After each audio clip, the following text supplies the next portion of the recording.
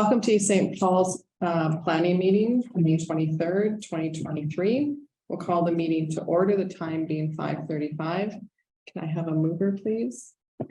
Councillor Preparedness, by Councillor Imhoff. I'll call the question. All those in favor? It's carried. Before we adopt the agenda, I'm wondering if council would be okay with moving item 6.6 to 6.1. Bob Kefer, who is a delegation, his variation order is 6.6. Instead of having him wait to the very end, we could move him up to 6.1 if council is willing to do so. Sure. Okay. Madam CAO, do I need Yeah. Okay.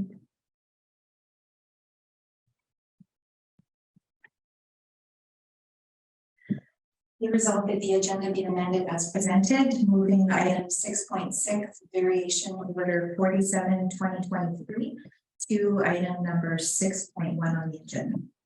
Can I have a mover, please? Councillor Horechko, seconded by Councillor Duval.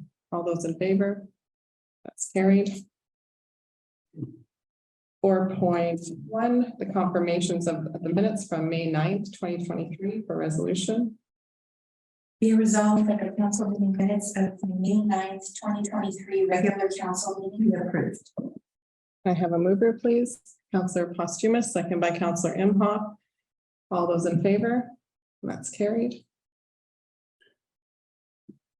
Under delegations tonight, we have a delegate, Bob Kefer, if you'd like to come forward to the podium.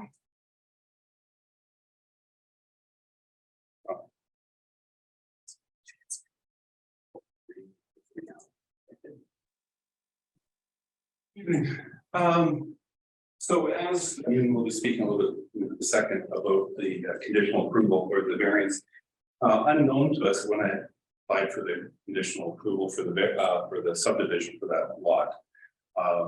We were made aware by MIT that they are requesting or requiring the municipality to remove their access to the north boundary drain at Henderson Highway. So it's both in the conditional letter when it was sent around to MIT, that was their request, as well as in the variance letter that was also added to by MIT, that they also noted that access from Henderson Highway to the municipality north drain must be removed, because when it was built in 1972 or 74, I guess there was never an approval or request made by the municipality to have that drain or have that access and culvert in them. So they're saying it must be removed. Well, saying that, once the application or when we move forward with our application for the subdivision, municipality then by all conditions will be landlocked from your own property.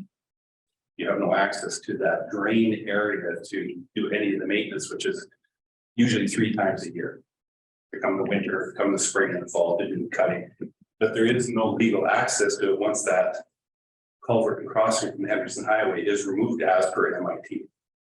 So my request as a delegation is that's moving forward with the access, having to build the road right away from Nicholas across the drain, was to ask, would the municipality consider helping in some of the costs of that? Because if for some reason I didn't go through with it, the municipality is still going to be forced to have to remove that drain and still have to probably build a roadway across the drain to get onto your own property, which is then legally landlocked, which is the only way that you can get onto that property of your own to maintain it would be by, you can't come across the rail line because there is no crossing there. Transport Canada Act does not allow you to come across, and it's not only uncontrolled, there is no access there. So by law, you have to have an inspector and put in temporary crossings each time you use it. In the winter right now, the track machine is running across everybody's fields because it's frozen. I don't have any problems. Most of my neighbors don't have issues with it. Some may. But for future access, there is no access once that drain or the culvert at Henderson Highway is removed. And it is by MIT has said so. I do know we've had conversations about it, and it seems like operations is going to abide by that. Municipality has already identified to me in a letter that the municipality operations will be taking out at some point, take out the permit that's required and would be removing it. So all I'm asking is to consider that that will be your only access point to get to your own property, which is I need building the access across your property to get onto my property for our subdivision. So I'm asking that if you consider somewhat joining in, I'm not asking for, I don't even know what I'm asking for, it's just for you to consider how would you be willing to partner with me in building that access across that your own property across the North Boundary Drain. Council, do you have any questions for Yes. Councilor Duval? Yes, you referred to some communication with MIT. Yes. I guess my question is really for our planner. Did we get that information? Yes, so MIT commented on the subdivision package that one of the conditions of approval had to be that the access on the drain of Henderson had to be removed as part of the subdivision. And then it was part of the conditions of approval. Was that in our package? Have we dealt with this? Yeah, and in the resolution also, I had reached out to them once I saw their comment. Because I let Andrew T know, and he indicated that we wanted to keep it, and I had a meeting with them hoping like, is there any way we can keep this? And they said no. Well, I'm reading from the piece of information from Manitoba, and I think this is the one you're talking about. It was in our package at the February 21st council meeting. And the line at the bottom of the first paragraph says the access is currently to the drain. The access that is currently to the drain was to be removed rather than used for residential use. A little bit of a wishy-washy wording, but at the time, this council, at least I didn't hear, it was absolutely had to be removed. That was never brought up. And is there any, besides this letter, do we have in our possession in operations or in planning, this letter that was referred to by the delegate here, that this must be done? Yeah, so as part of the conditions of approval, No, I mean the letter from a communication from Manitoba, not part of the package that we get.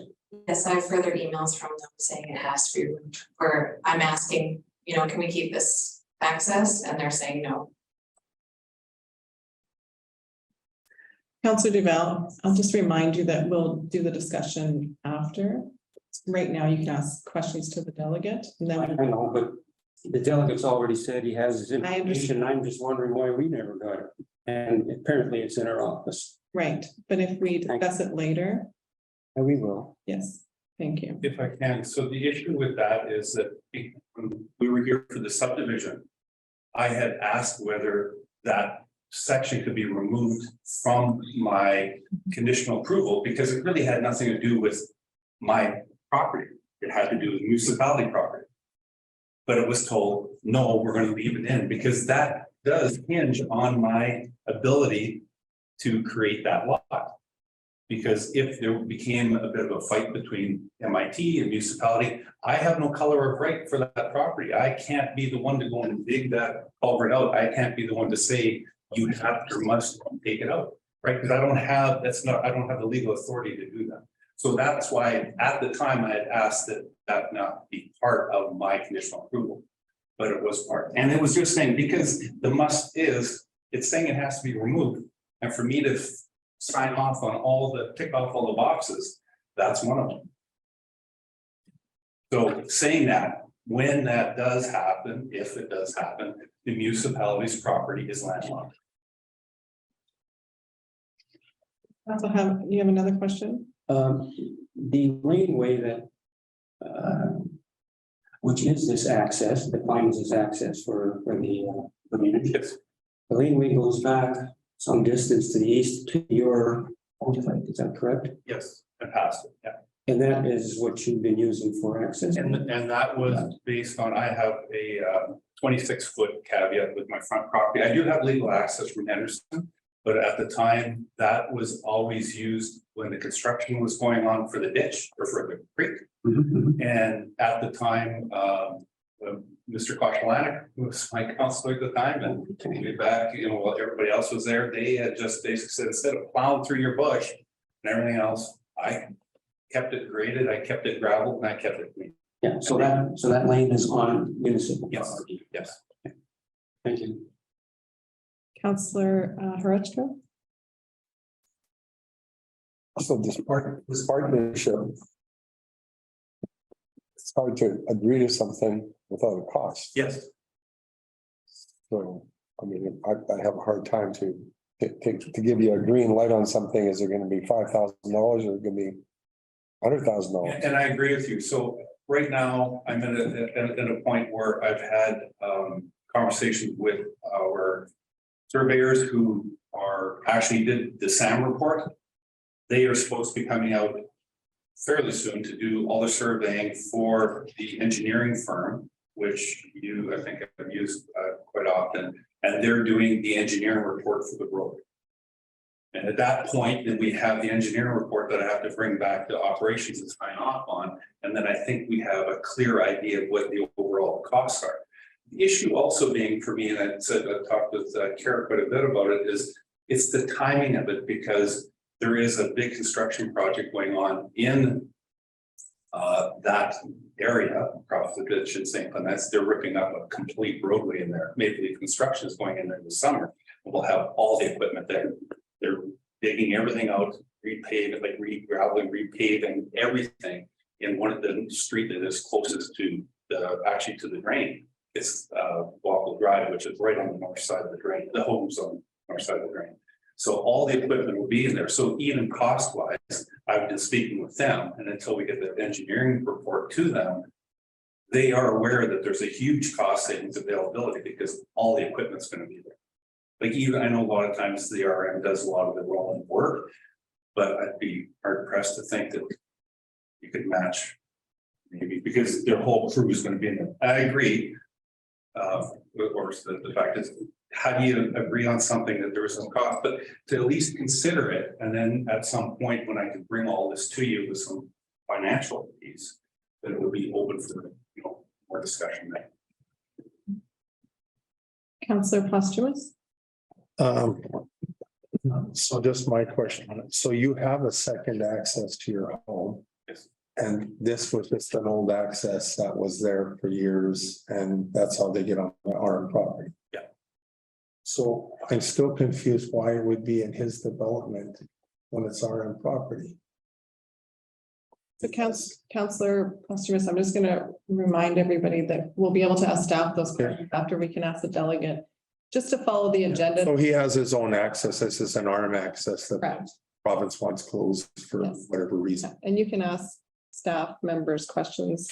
We discuss the But to be clear, I have the RM access. I have been utilizing this kind of various part of on my access, but it's just obviously utilized because all the big trucks came and dug it all out and we were building there. Just say, yeah, just continue using because otherwise it's a huge long bush line. They said, again, it was sort of a gentleman's agreement with them, although I heavily located it from 26 feet from the highway and a culvert, which I shared with my sister. It was just always there. So it was always just used. So was a construction road created? Well, it was created, that whole berm was created when they built the drain. Mhm. I was, I think, 15 or 16 at the time when that happened. Right. I was actually flagging on the street. Yeah. But it was, that whole section was actually, when they dug it out, they bulldozed down big elm trees and just buried them in underneath that. So. And then I assume MI thought that this was not still in place and now they're asking for it to be removed. Well, according to the letters, according to both the variance order, when the circulation letters went out, they basically cut and paste from both of them. Okay. And they were just saying is that drain was never approved, or that crossing was never approved to remain there.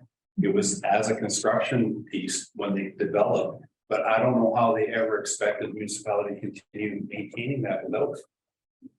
Mind you, back then in the early 70s, there was or even earlier, there was a crossing, a farm crossing at the rail line. But that was have all been removed all along that north rail line. So there are no crossings or at all for any equipment to go across at all.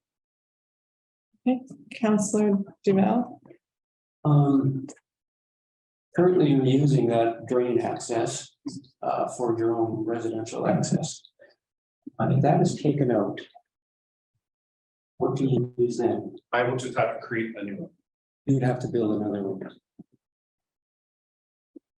Right beside where the existing one is. Yeah, right beside it. Which means bulldozing down the bush, which is fine. But also to understand that in my original conditional approval of my home that I live in now, 35 years ago. If you look at how the house is situated, it faces east. It doesn't face Henderson, it faces east, because in my original conditional approval, it stipulates that if at some point that Leah Road crossing, which is the first one, ever does come across north boundary, I would then be giving up my 26-foot caveat, getting rid of the flag lot, and I would be getting my access from that point instead, which is open field. Yeah. So that was in that conditional approval 35 years ago. That was why we built the house facing the other way, because we thought at some point that would open up and we would just, and it's actually closer to Leah than it is to Henderson. Thank you. Okay, Councillor Imhoff, do you have a question? Not really a question, just a comment. I think Councillor Esco touched on it there. I think we need to get some more information, some details, and maybe some preliminary numbers to start forming the basis of how we discuss this and come to a resolution. Thank you. Okay, thank you. Yeah, that's good. As long as it's just to open the discussion. So I'm aware of that. Okay, so do you want to remain standing, because we are now gonna, okay. So we'll move to the public hearings, and the first one is 6.1 for resolution to open the public hearing. Be resolved by council open public hearing of council for variation order 47/2023 for 4295 Henderson Road. Can I have a mover, please? Councillor Duval, seconded by Councillor Postumus. All those in favor? That's carried. The public hearing is now open, and I will pass the floor off first to the planner. Thank you, ma'am. Good evening, council. I will just share my screen and can start the presentation.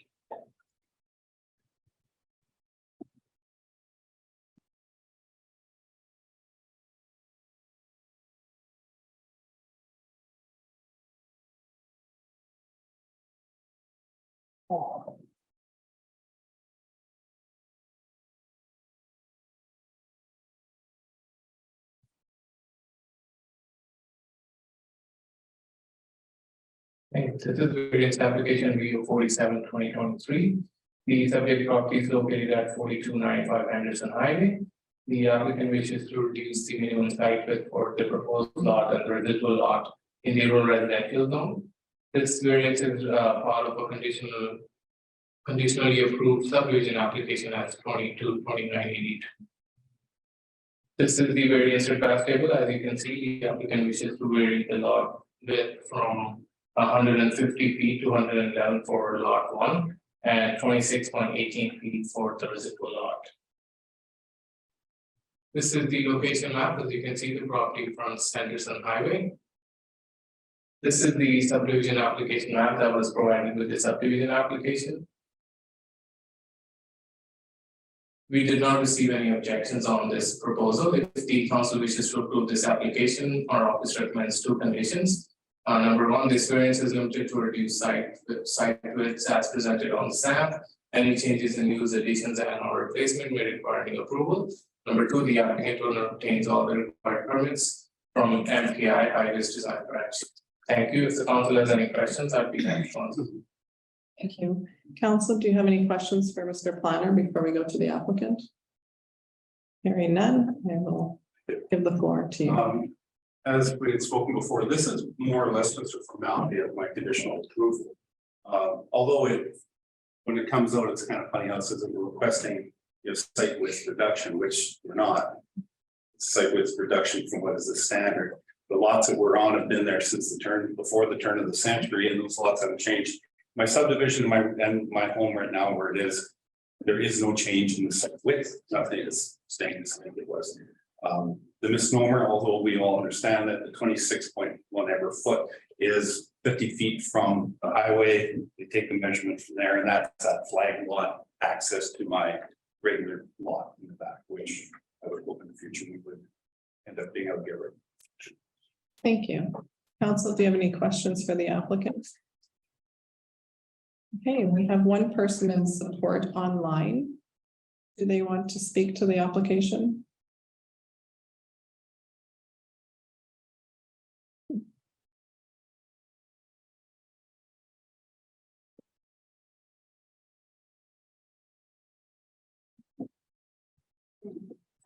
Okay, we don't have anybody in opposition and no one for information. Is council prepared to close the public hearing? Can I have the resolution, please? Resolved that council close the public hearing of council for variation order 47/2023, 4295 Henderson Highway. I have a mover, please. Council Horechko, second by Councilor Posthumous. Any discussion? Call for the question. All those in favor? That's carried. And now the resolution. Be resolved that variation order 47/2023 be approved, subject to the following conditions. This variance is limited to reduced site width minimum of 111 feet for lot 1 and a minimum of 18 feet for the residual lot. Any changes in use, additions, and or replacement may require a new variance approval. Applicant owner obtains all the required approvals and permits from Manitoba Transportation and Infrastructure Highways Design Branch. I have a mover, please. Councilor Horechko, seconded by Councilor Duval. Any discussion? Call for the question. All those in favor? And that's carried. 6.2 for a resolution to open the public hearing. Be resolved that council open a public hearing of council for subdivision S23-3000 for 209 and 215 Foxgrove Avenue. I have a mover, please. Councilor Posthumous, second by Councilor Imhoff. All those in favor? That's carried and the public hearing is open. I will pass the floor off to Mr. Planner. Okay, this is subdivision application as 23-3000. This subdivision involves two titles, 209 and 215 Foxgrove Avenue. The applicant is proposing a boundary adjustment for two single-family residential lots in the R117 zone. This is the zoning compliance table. The proposal will result in two titles, and it will start with two titles. All the proposed lots will comply with the area and width requirements. This is the location map. Just to give council an idea, the applicant is wishing to subdivide the front portion of 209 Foxgrove and consolidate the back portion with the adjoining 215 Foxgrove. This is the subdivision application map provided by the applicant. As you can see, this will result in two titles, and there are two titles to start with. This will be a big lot, the proposed lot 2. For council consideration, this is a picture from Saddle Ridge Drive, just to get an idea. This is 209 Foxgrove, so this portion will be consolidating with the back portion of 215. We did not receive any objections on the proposal. If the council wishes to approve this application, our office recommends 3 conditions that are reflecting on the screen. Thank you. If the council has any questions, I'd be happy to answer them. Council, do you have any questions for Mr. Planner? Now, can you bring up the map again of the subdivision proposed?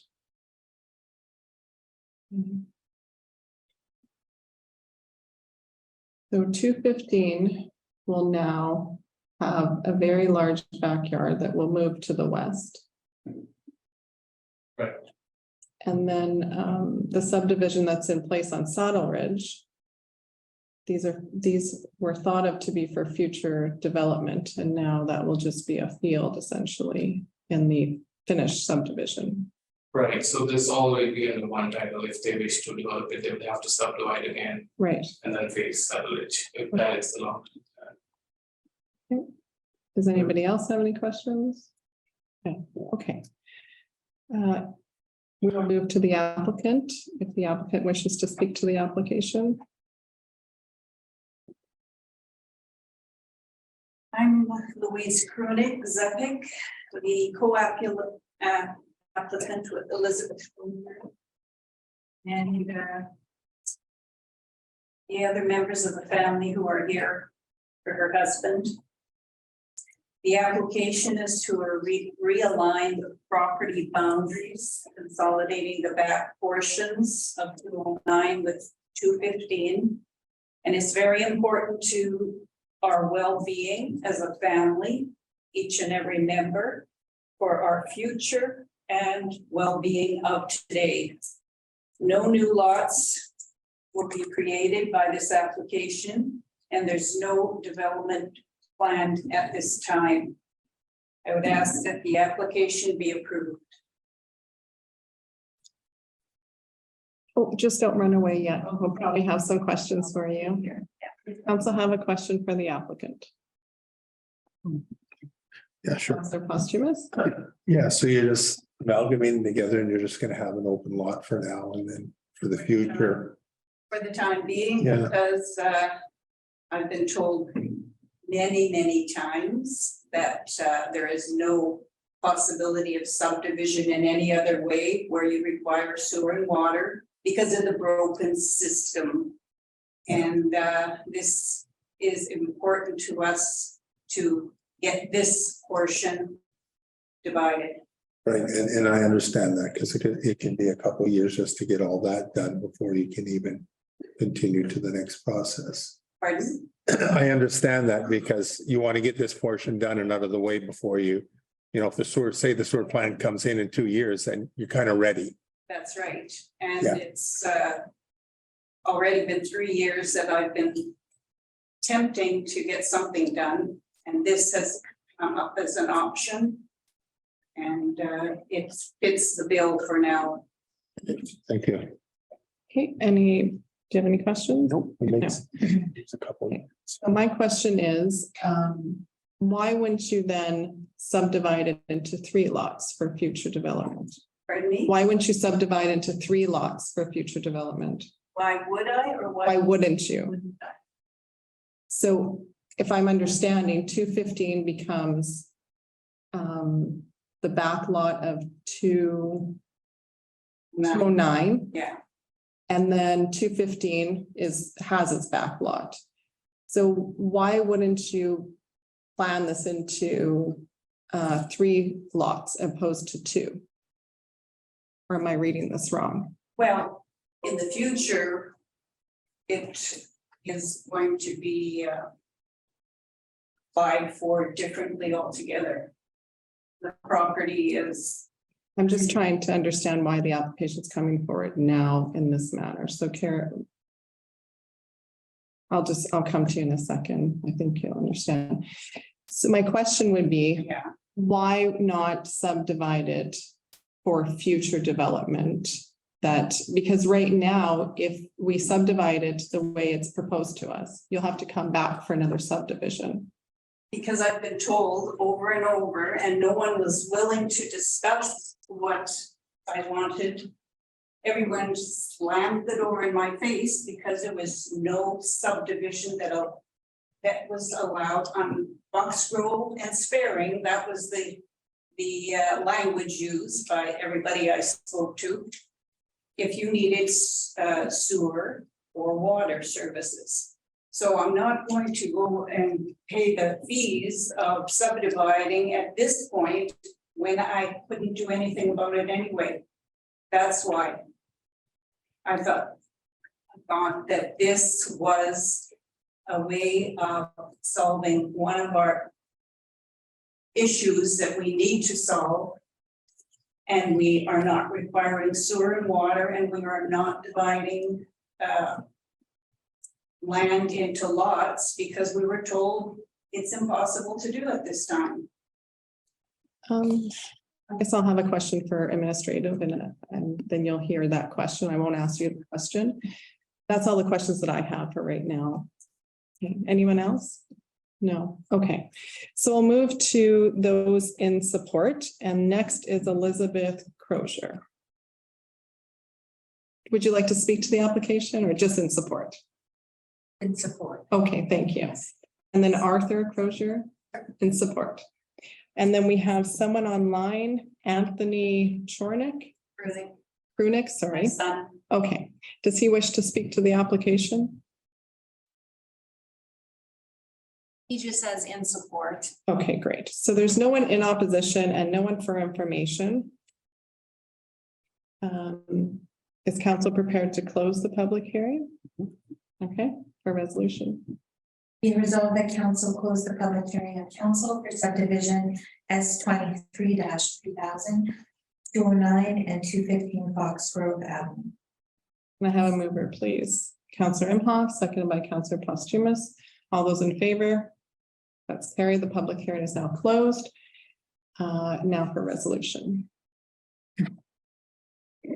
Be resolved that subdivision S 23-3000 be approved, subject to the following conditions. Applicant owner submits confirmation in writing from the CAO of the municipality that taxes on the land to be subdivided for the current year, lest any arrears have been paid or arrangements satisfactory to council have been made. Payment of any applicable development levies have been paid. Applicant owner submits confirmation from Manitoba Hydro that easement agreements have been entered into with Manitoba Hydro with respect to existing and or future facilities associated with the subdivision, and a plan of easement as required by the Real Property Act has been provided. Registration of this agreement will be included as a condition of the final certificate of approval. Applicant owner submits confirmation from Shaw Communications that an easement agreement has been entered into with Shaw Communications with respect to existing and or future facilities associated with the subdivision. I have a mover, please. Counselor Posthumous, seconded by Counselor Duval. I'll call. Just a moment. Yes, I have to call for the question. I lost my train of thought there. All those in favor? No, I want to do discussion first. Discussion. Sorry, I'm a little bit lost. I was thinking about something. Okay, so I'm going to open up for discussion and I'm going to go first if council is okay with that. I have some questions for our planner. In-house planner. So I understand the process that they're taking. I'm just wondering why they couldn't have subdivided this properly for future development. They could even potentially sell these lots knowing that the hookup, that it couldn't be developed right away, but at least they wouldn't have to subdivide once and then come back and subdivide twice. So I have to know why we're advising them to do it in 2 steps opposed to 1 step, and with a caveat on title that until East St. Paul has new infrastructure, that no hookups would be allowed. Well, our process right now, since we have the moratorium on, is we're not doing subdivision that requires sewer. So she came to me and asked how she could, based on ownership, how she could transfer part of the lot to the other lot, more for estate planning. So this was an option, not that she chose the option. Right. Versus waiting to do the subdivision in the future. Just for estate planning purposes. Right. So I understand we have a moratorium on development. But can people not be doing subdivisions for future planning, knowing that they cannot hook up currently, and then it would be a caveat on title, knowing that they wouldn't be able to develop the land till future? No, we're not doing it. So I'm just wondering why that couldn't happen. I think that would be a meeting and a big conversation. Okay. Does anybody else in administration have anything they want to add to my question? Okay, Councilor Duval. I thought we did exactly that with the Martin subdivision on inside the perimeter. We did a rezoning, not a subdivision yet. It was a rezoning. Yeah. And that's. No. I agree with the mayor that the obvious thing is to, and I'm sure the owner intended is to split this up so that there's 2 lots now available on Saddle Ridge. That is the logical development of that whole piece of property. And why why the titles couldn't be changed to show exactly that. Okay, so, Councillor Councillor Horachko. So I guess we can't give away sewer hookups that we don't have yet, because that would be for the future. We don't have any extra sewer hookups right now, so we can't approve it to a sewer hookup. Right, so I understand that, but what I'm saying is that through family planning, sometimes people subdivide their land and they don't develop it. It's just a family, it's a separation of titles, or it's creation of lots. The RM has the ability to put caveats and in the development agreement have structure stating that the lands couldn't be developed until there was hookups within the municipality. My concern is that this gets subdivided tonight and then potentially the families sell. And we have a development in Countryside Crossing that could potentially have a lot that would remain an empty field, maybe derelict, maybe not maintained, in a development that's complete. And then you have this lot, really large lot sitting there because someone says, well, I really like to have a garden, or I'm going to keep this lot the way it is if they sold their home. And it doesn't get developed. And then the people that live on Saddle Ridge are disappointed that it's not a complete development. So in my mind, it's poor planning that we're not looking to the future, and we should be able to look to the future. So if I'm making a decision tonight, I'm asking council to table the decision and for us to have a conversation with administration, maybe legal, to make sure that we're making a good decision. Councillor Posthumous? Yes, I totally agree with that. You know, with the lot sizes there, it could be a possibility, it could be, 3 lots even, and now they've gone to 2 and they got to come back all over again. Also, the timelines, I know in my neighborhood on Elkhart, the house finally built, but it took like almost 2.5, 3 years by the time they got everything done through, you got land titles and all this and that. So that part could be all taken care of already, and with the caveat that you don't hook up onto sewer until sewer's in. I don't think they'd want holding tanks there, but if you have a lot, you can have a holding tank. I don't understand why they couldn't subdivide. So I don't think that you can have a holding tank there. I'm not sure, maybe that's not permitted in the subdivision. No, it would be part of the rural agreement. Okay, but the timeline could be 1.5 years or more just for a lot of the land titles and all that stuff. And in 2 years from now, if you start it when the sewer's there, now you're 4 years. So I agree with you. We should table it, look at it, and Well, I mean, we also have to consider the applicant in the decision and whether or not they would be if they wanted in to. that direction. But I do think that there's some consideration to be made. The public hearing is now closed. So, but if you would like to. Just a food for thought. Because this is a single family development, which is why the whole moratorium issue is a big one. Whenever you create laws, you are required to have a discussion on how to be serviced. And if there's a moratorium, you can't really service a lot. This situation changes if it's a rural residential setting and they are doing it for estate purposes and they don't need farm services. And that would be different. The other thing is you can't really have 2 dwellings on a single title. This creates 2 titles and you can't have a second dwelling. So which is why I guess this was the option taken.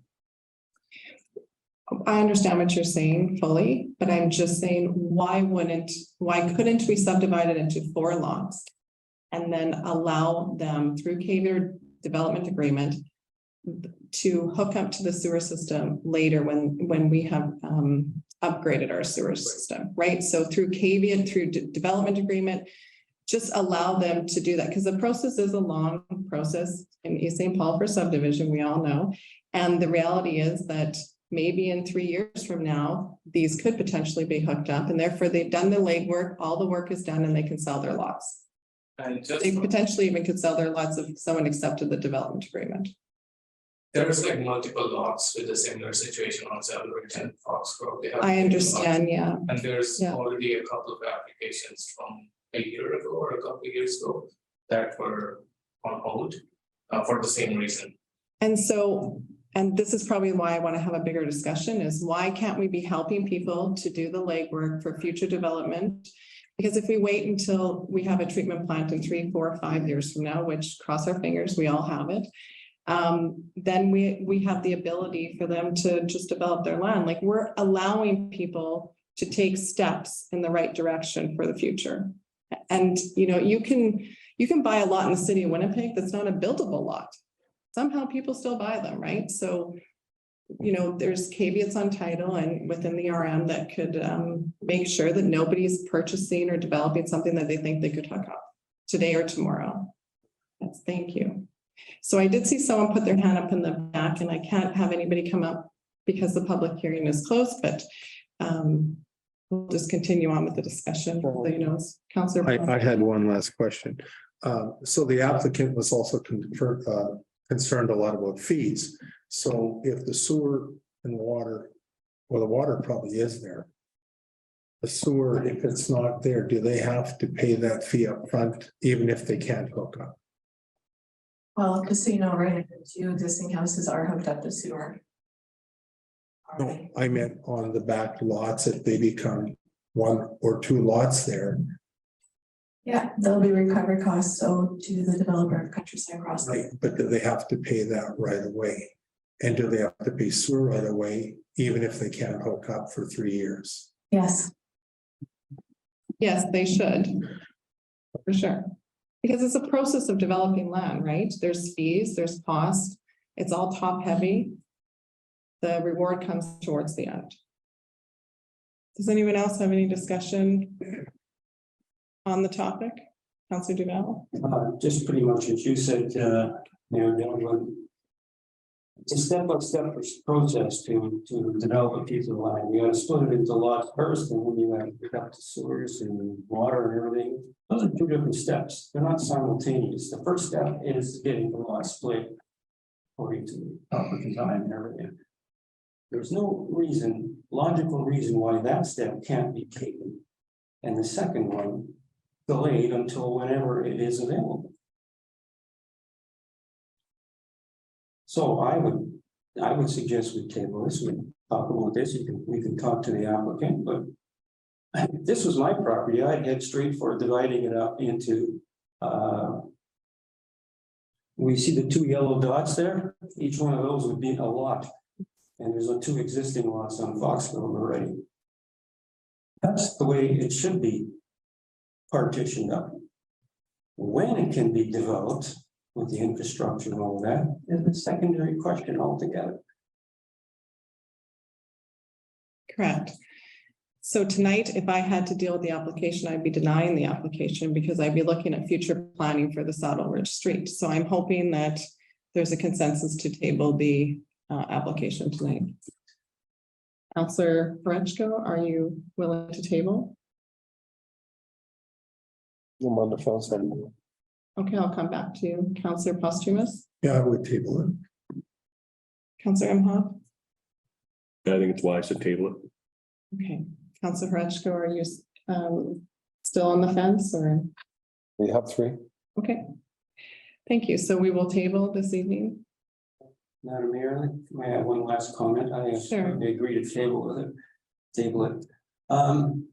Why are we here? Sometimes you wonder, we are here to help people. Exactly. We're not here to throw up a roadblock. Yeah. And if helping them means we have to interpret the policies and the rules and the bylaws a little bit, then so be it. Because none of these things that are written absolutely to a T that they would apply to every possible combination of circumstances. There's no way you can write rules that way. So we are here to exercise good judgment with these policies and bylaws and do so when we feel it is the right thing to do. I agree with you and I'm happy you said it. Thank you. I agree. We don't need a resolution to table. It's the vote. We have to vote to table. Okay, so I'm on the floor. I'll call for the question. All those in favor? We have to move and second it. So that'd be a resolution though. I thought we were just, I read the resolution. You just need to decide what direction you want to go. You'd like to table it. We have Councillor Postumus and Councillor Duval who have moved in second. I just need The answer. The table. that count. Okay, so all those in favor of tabling the resolution this evening? Okay, that's carried. Thank you.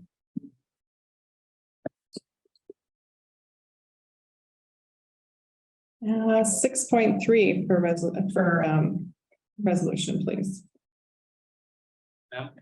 Just a quick comment, now that the subdivision application is tabled, the council has 60 days to make a decision. Yes, yeah, we'll have a meeting and we'll 30 days? bring it back to the. 60. We can do it faster. They have a- I'm gonna call a recess. Can we just take 5 minutes? I think I've confused the applicant. I'm gonna allow the applicant to have a minute with Kara potentially. So we'll be back in 5 minutes. Council will now resume the planning meeting.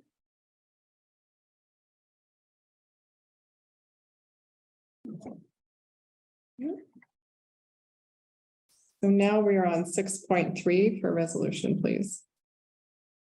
Be resolved by council open the public hearing of council for variation order 46/2023 for 2071 Roseneath Avenue.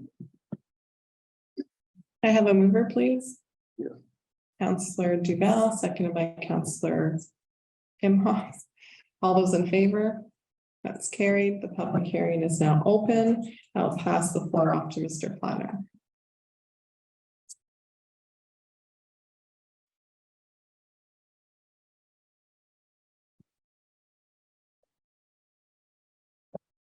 Thank you, ma'am. This is variance application VO 46/2023.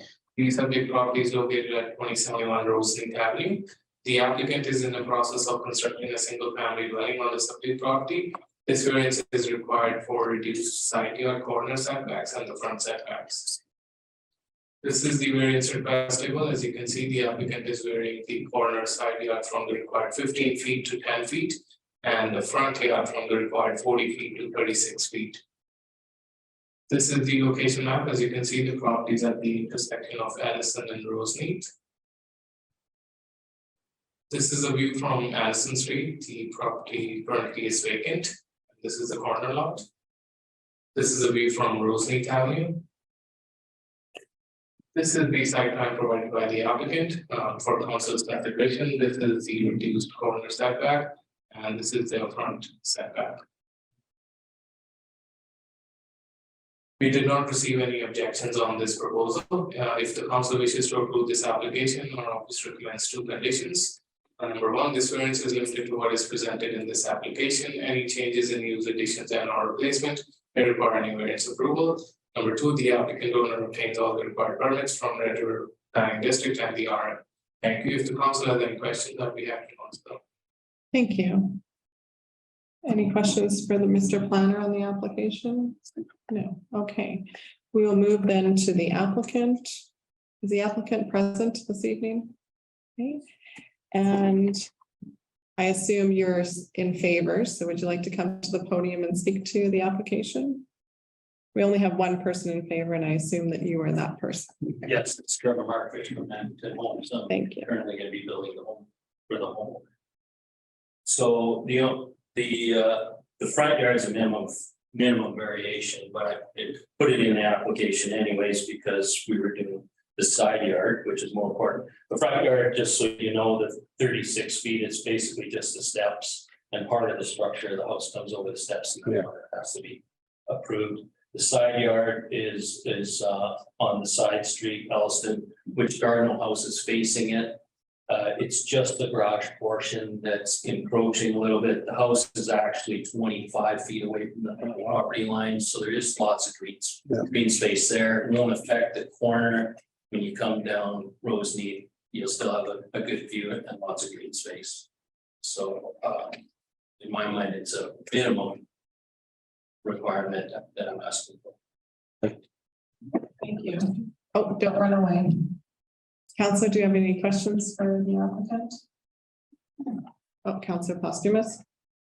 Sorry, just one quick one. in a, you know, the 10's fine or whatever. Is that, the 10, does it have to be stayed, like, is it to eavesdrop or is it to the wall? I didn't see that. Maybe I missed it. It's to the wall with To the wall. Red River planning and They go to the wall. Okay. Yeah, so if you look at the other side, I've got 10 feet, 10.9, because I've got a little bit of brick return, so they always measure to the finished wall.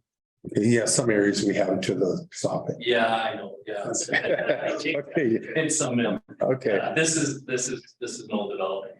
okay, thanks. Okay, thank you. Mr. Planner, do you have something you wanted to say? No, okay, I thought you touched your mic. Is council prepared to close the public hearing? Okay, for resolution to close. Be resolved that council close the public hearing of council for variation order 46, 2023. Can I have a mover, please? Councillor Duval, second by Councillor Imhoff. All those in favor? That's carried. The public hearing is now closed. And for resolution. Be resolved that variation order 46, 2023 be approved subject to the following conditions. This variance is limited to a side yard minimum of 10 feet and a front yard minimum of 36 feet. Any changes in use, additions, and or replacements may require a new variance approval. Applicant owner obtains required permits from the Red River Planning District and the municipality. Can I have a mover, please? Councillor Duval, seconded by Councillor Posthumous. Any discussion? Councillor Duval? Yeah, just a quick comment. I know that area very well. It's infill, it's in the village, it's a beautiful lot. Variance for the side yard, corner side yard, doesn't really apply because as the applicant mentioned, it is the garage. The garage is set way back from the corner towards the rear of the lot, so it doesn't come into play at all. Okay, thank you. No more discussion? I'll call for the question. All those in favor? And that's carried. Thank you. Thank you. Moving on to 6.4. Be resolved that council can appoint a of council for the conditional use 11, 2023 for 2290 Wenzel Street. Can I have a mover, please? Councillor Imhoff, second by Councillor Duval. All those in favor? That's carried and the public hearing is now open. I'll pass the floor off to Mr. Planner. Thank you, ma'am. This is conditional use application CU 11/2023. The subject property is located at 2290 Wenzel Street. The applicant wishes to establish a farmer's market that will consist of 4 to 6 temporary booths. This is the conditional use request table. The property split zone between LCR and a rural residential zone. The term specialized agriculture defines farmer's market as per the bylaw, which is why this conditional use application is required. This is the location map. As you can see, the property gains access from Wenzel and it's right on the Burton highway. This is the site plan provided by the applicant. As you can see, the applicant wishes to establish a proposed market right by the existing greenhouses. This is an image showing the existing greenhouses and the proposed location for the booths on the existing parking lot as per the letter of intent provided by the applicant. As I said before, in the St. Paul zoning bylaw, the definitions define specialized agriculture as market gardens. Even though no agriculture operation is being proposed in this proposal, the existing greenhouses have been in operation since 2005. A conditional use application and a variance for a future greenhouse was obtained at the time. A letter of intent has been added in the docket for council's consideration. Our office did not receive any objections on this proposal. If the council wishes to approve this application, our office recommends 5 conditions that are reflecting on this screen. Thank you. If the council has any questions, I'd be happy to answer. Thank you. Council, do you have any questions for Mr. Planner on the application? Okay, I have one question. Can you pull up the site picture that was provided? Let's see. Sorry, yes, yeah, that one, yeah. So I see there's storage in the back with RVs. Is there any other variations on the property? Variances on the property? No, to our evidence now. This was okay by me, so I don't know if that's a permanent thing or Okay, it's just there on that day. okay, thank you. Okay, we'll move to the applicant. We have one person signed in for support, and I assume it would be the applicant. So if Derek Dewitt can come to the podium, please. Yeah, so what we have had the greenhouse there, and it's called a farmer's market, but realistically, it's gonna be. My daughter started selling play earrings and stuff like that, so. The farmers markets are nowadays, a lot of it's just homemade stuff, right? So people sell purses, so she got into this farmers stuff. And so she said, oh, well, we could earrings there, we down. So we said, yeah, why not? So, but in order to do it, yeah, it falls under a different thing than the actual greenhouse, which is there already. It won't add traffic, and the only other thing, maybe in the fall, we might have another one in the fall. 6 or in the actual greenhouse when it's empty. Okay, does anyone have any questions for the applicant? Councillor So you Hurd. want to have a farmer's market all the time? Or on specific? We would only do it on, maybe 3 or 4 times a year. Oh, okay, okay. Like it would just be on a few weekends. I see. You can't have it all the time because you have the same product and. Right. Okay, thank you. And as far as the trailers go, that's my brother.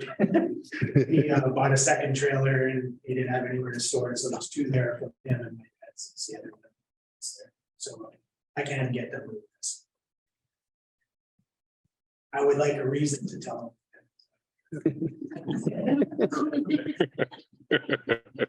Yeah, you're gonna hang that on your counselor. them. I do that for you. I have to help. Okay, so we see the 2 greenhouses. Where would the booths, are there booths, right, that you're adding? So where would they be located? Are they? Basically where the white truck is on the left side there. Okay, Yeah, there's a little bit of gravel kind of area there and it's a little bit sheltered, so you'd be able. Yes. And like I say, any falling pumpkins, no flowers, you just. any for, Councillor Hirschko? Specifically, you want 4 booths, 8 booths? Yeah, I don't know how many. I'm gonna say it's gonna be less than 10 for sure. If you want to set a number, you can set a number. It's fine. But we know basically 3 people that would do it, Right. and they know.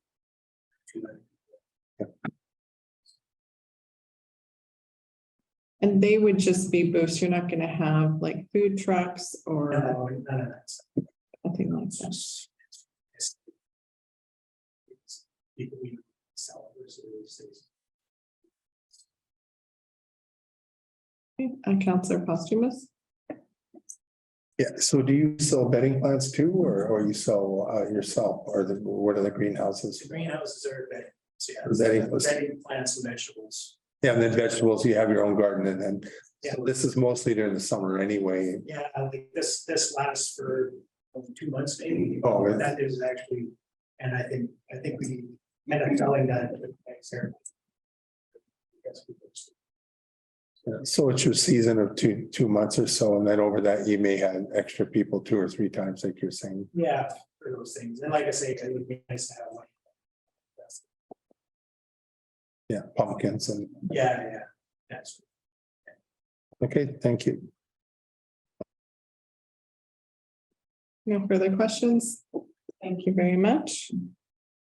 Don't have anybody signed in opposition or for information.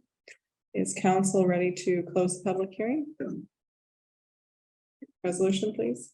Resolved that council close the public hearing of council for conditional use 11/2023 for 2290 Wenzel St. Can I have a mover, please? Councillor Posthumous, second by Councillor Duval. Call for the question. All those in favor? That's carried. The public hearing is now closed. And for resolution. Be resolved that conditional use 11/2023 be approved, subject to the following conditions. That this conditional use is approved to allow for specialized agriculture market garden to operate as proposed. Any change to the intensity or use will require a new conditional use approval. Applicant owner obtains all required permits from the Red River Planning District and the RMLD St. Paul. That this conditional use is valid for a period of 5 years, subject to renewal. The specialized agriculture operation shall comply with noise nuisance bylaw number 2016-04. The market adheres to section 63.3 performance standards for commercial developments as follows. All commercial developments shall be designed to convey an image of cohesive appearance and architectural character, ensure that offices, reception, and public use areas are easily identifiable and visible from the public roadway. And shall be constructed and finished with durable materials to maintain the initial appearance of the development throughout the life of the project. Thank you. I'll have a mover, please. Councillor Horechko, second by Councillor Duval. I'll open the floor up for discussion, and I'm just wanting to put on the floor if we want to set a limitation to the amount of booths that are being requested. Councillor Horechko? Well, in his letter, he's asking for 4 to 6 booths, so I think we should just leave it at 6. My opinion. Councillor Posthumous? Yeah, I'm fine with that, leaving it with the request of 6. Councillor Duval? Yeah, I think the number of booths is probably irrelevant. The more booths, you expect the more traffic, and more busy would be around there. The location is actually ideal. It's right off the perimeter, which is now a controlled intersection with Wenzel. So there's safety there with all the traffic, and so I don't see any kind of a problem with limiting just a limitless number of booths. Okay. Councillor Imhoff? I like the idea of going with the 6 booths. It was mentioned 4 to 6 in the application, up to 6 booths. If conditions and demand change, then we can look at reviewing that, or the applicant can bring it forward again, but 6 seems logical to me. Okay, thank you. Karen, do you want to add something? Yeah, just something you guys might want to consider. There's a 5-year time limit. You might want to remove that for it to be permanent, but up to you guys. Okay. Madam CAO, do you have any issues with removing the time limit? Yeah, so they don't have to come back. No, I don't think there's an issue to remove it. Okay. So then we will add to the resolution. Number of. 6. Correct, yeah.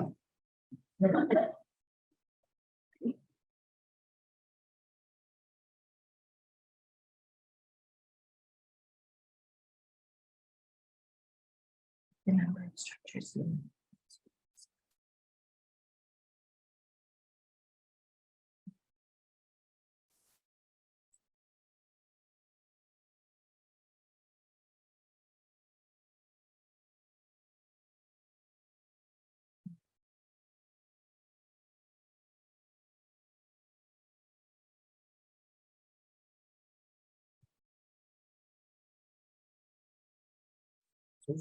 Yeah.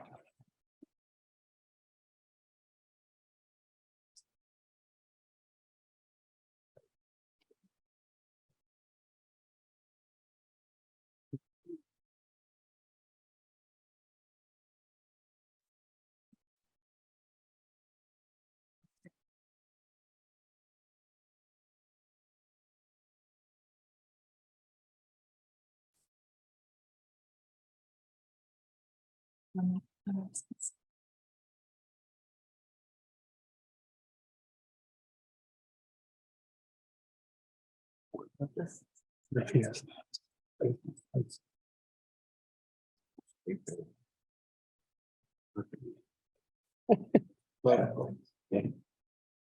Big burgers.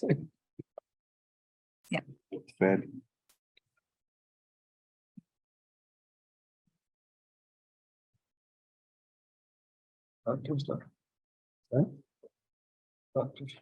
Just to get them.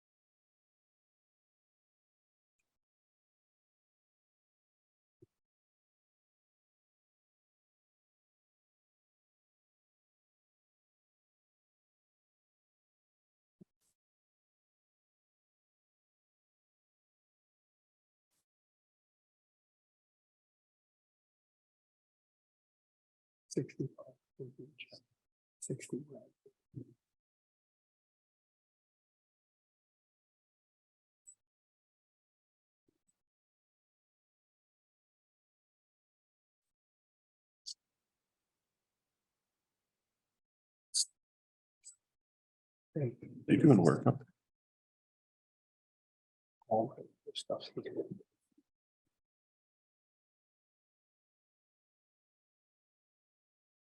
Yes.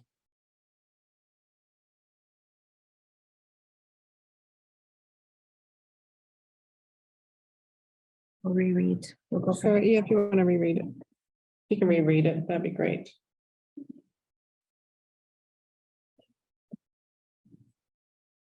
Be resolved that conditional use 11/2023 be approved subject to the following conditions. That this conditional use is approved to allow for specialized agriculture, garden market to operate as proposed. Any change to the intensity or use will require new conditional approval. Applicant owner obtains all required permits from the Red River Planning District and the arm of East St. Paul. The specialized agricultural operation shall comply with noise nuisance bylaw 2016-04. That we limit the number of booths allowed to a maximum of 6 10x10 crafting booths. That the market adheres to section 63.3 performance standards of commercial developments as follows. All commercial developments shall be designed to convey an image of cohesive appearance and architectural character. Ensure that offices, reception, and public use areas are easily identifiable and visible from the public roadway, and shall be constructed and finished with durable materials to maintain the initial appearance of the development throughout the life of the project. Thank you. Can I have a mover, please? Councillor Horechko. Oh, you moved it? Okay, great, thank you. I'll call for the question. All those in favor? That's carried. Okay, and now we're on 6.5.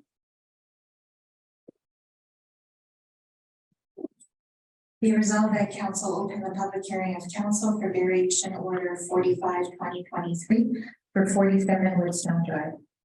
I have a mover, please. Councillor Imhoff, seconded by Councillor Duval. All those in favor? Carried. The public hearing is now open, and I'll pass it off to Mr. Planners. Thank you, ma'am. This is variance application BO 45/2023. The subject property is located at 47 Woodstone Drive. The applicant wishes to reduce the rear yard requirements for the addition to the principal and accessory structures and rear yard for the in-ground pool. This is the variance request table as per section 66.15 of the bylaw. The required rear yard for the principal structure is 95 feet. And the proposed is 88 feet. For an accessory, it's 75 feet, and the proposed is 38 feet. The pool is 50 feet, and the proposed is 33 feet. These requirements are in place because the property is adjacent to a stormwater retention pond, and this is the section 66.15 of the zoning bylaw. This is the location map. As you can see, the property gains access from Woodstone, and there is a retention pond at the back. This is the site plan provided by the applicant. The orange is the addition to the principal structure. The red lines are showing distances to the accessories. The purple is distance to the pool. As I said before, the applicant is in the process of an addition to an existing dwelling, adding an in-ground pool and an accessory structures, a change room and a pergola. Variances are required under section 66(15) of the bylaw. Public Works Department of the RM of East St. Paul have expressed concerns regarding the risk of flooding on the subject property.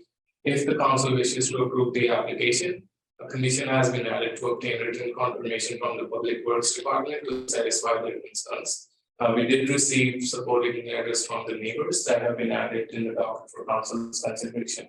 We did not receive any objections on this proposal from the neighbors. If the council wishes to approve this application, we recommend 3 conditions. Number 1, this variance is limited to what is proposed within this application. Any changes in use, additions, and or replacement may require new variance approval. Number 2, the applicant owner obtains all required permits from the Regional Planning District and the RM of East St. Paul. Number 3, the applicant owner provides a written confirmation from Public Works Department that the flooding concerns have been addressed. Thank you. If the council has any questions, I'll be happy to answer. Council, do we have any questions for Mr. Planner? I don't at this time. Okay. Okay, we'll move to the applicant. Then I have 3 individuals signed in support. Do we have the applicant present out of the 3? You want all of us to come up? One at a time would be great. Just say your name so I know who you are. Okay. My family and I relocated from Calgary after our school and our training completed over 9 years ago. We decided to settle into East St. Paul area.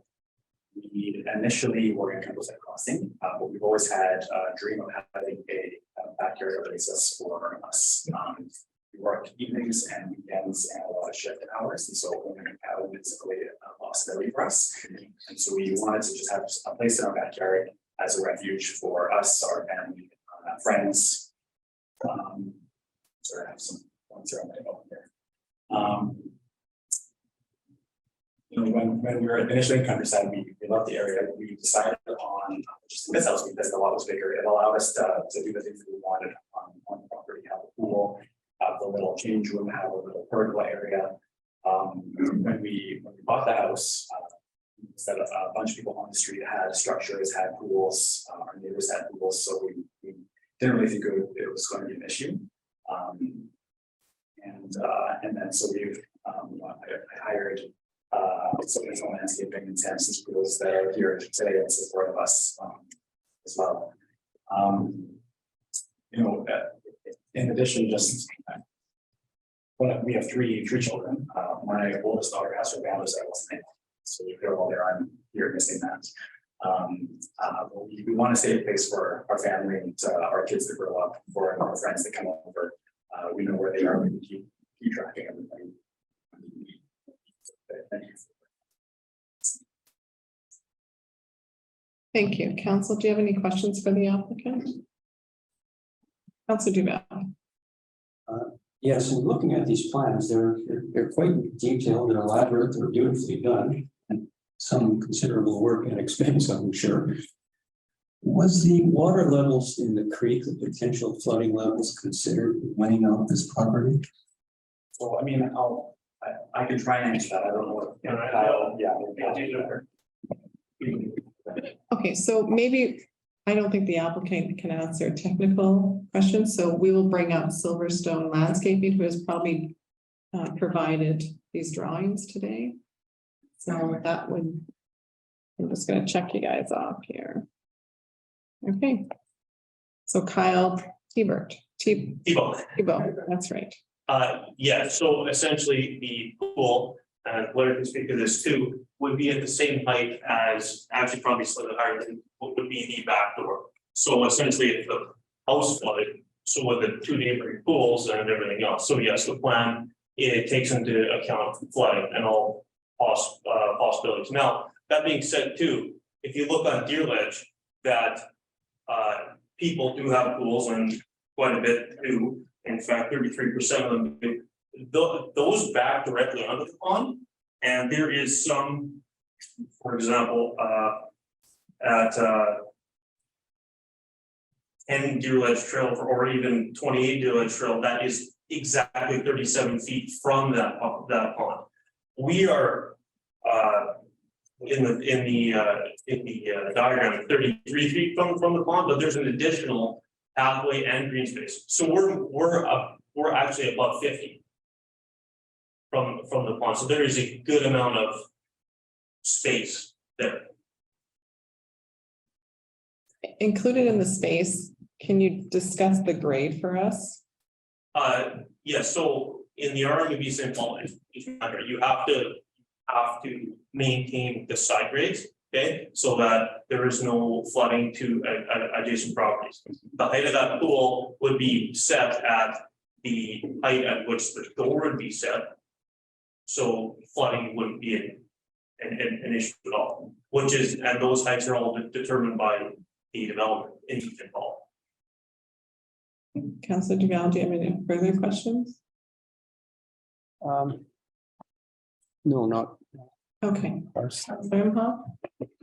Councillor Duval beat me to the punch on that. My concern was to making sure that we address the issues of potential elevation conflict there, and it sounds like you guys have considered that. So Yeah, no, for sure, and I'm sure Blair, you could talk to that too, the height of the pool, what you wanted at, right? So we'll switch and bring up Blair from Sound and Pools to speak now.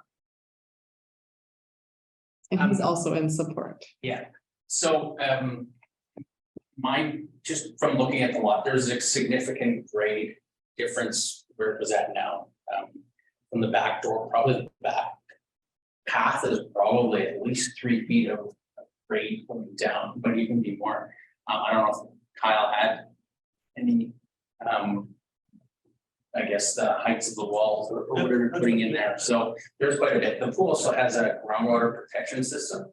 So it is a weeping tile around the pool that can be alarmed. So in certain areas like along riverways and stuff, waterways, there's a location that if that was a worry, something on Red River, I know when we go and do application with waterways, they want to know that, hey, if there's a or something, there could be an alarm. They'll say, hey, there's a leak in it. We'll let you notify that, kind of like your subsystem in the house that was to fail, right? It will let you know. So there is also that put in place to ensure that no leaching around the pool would ever get into that water, that little retention.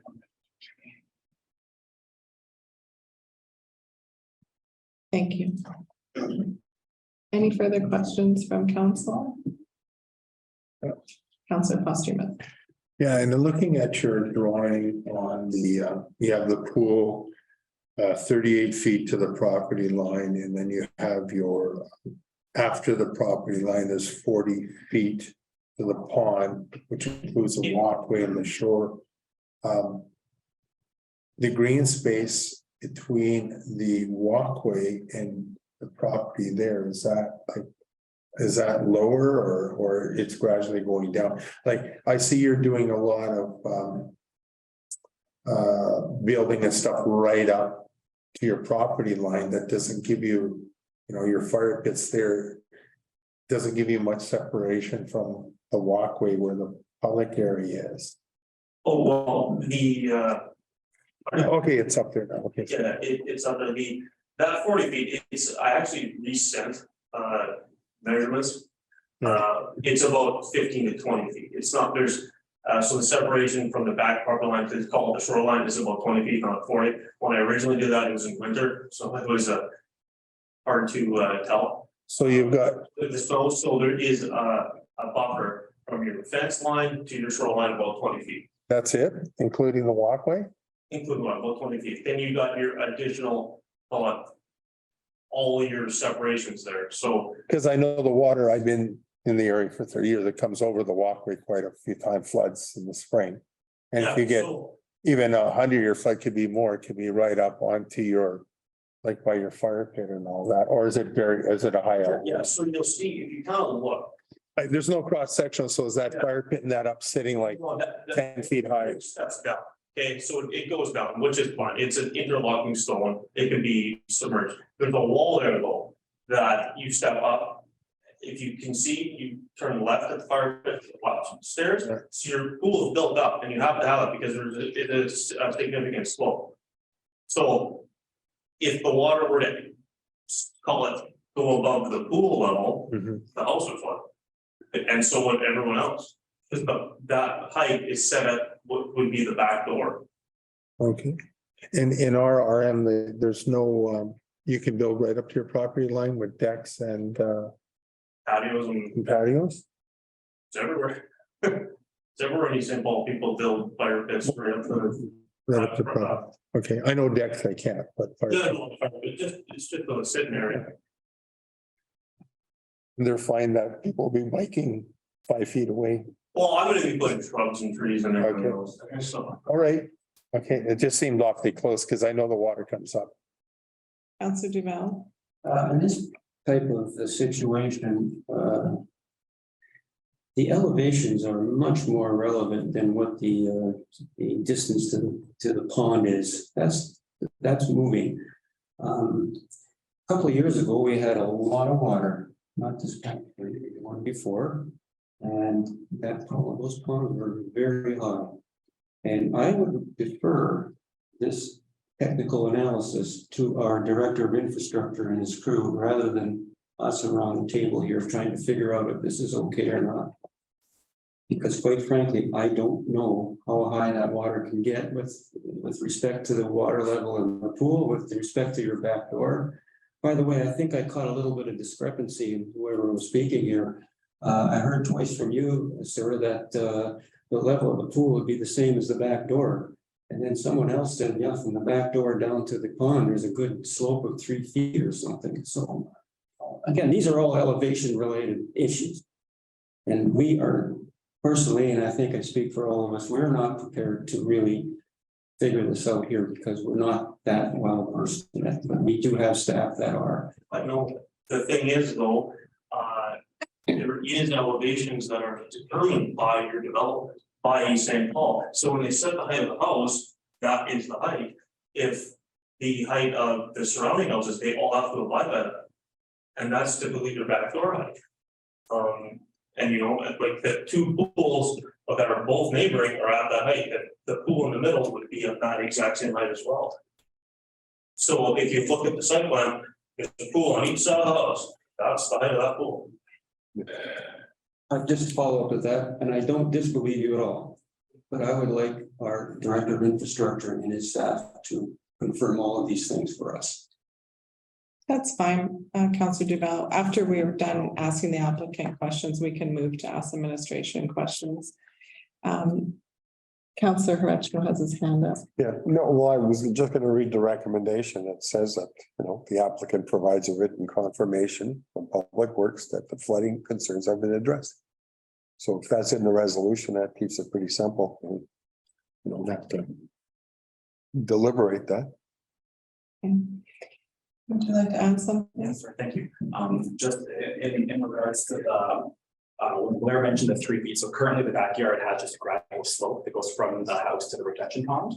And what we're planning on doing is having the pool get the same height as the house, and then there's going to be a step down into the fire pit area, which is at the same level as the retention pond. Or Right, so there'll be a retaining wall there. that's correct. And that retaining wall will be how tall, Kyle? It's about 30 inches. 30-inch retaining wall. And so you would have to have, what height of water would you need to go over that? You know, you have to have 30 feet of water, 30 inches of, you said inches, right? Yes. Okay. 30 inches of depth of water. And then it has to get even deeper to hit the same grade as the house. So the water level would have to be, and I'm gonna ask the director of infrastructure later, but the water level height would have to be pretty substantial to hit the pool then, because of the fact that the elevation is considerably different from the pond elevation. Okay, any other questions, Councillor Imhoff? Not a question, just a comment.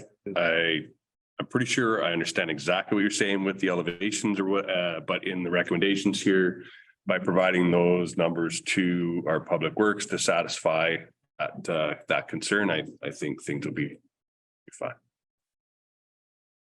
Okay, so thank you very much. Thank you. Council, would you like to ask administration some questions now prior to closing the public hearing to?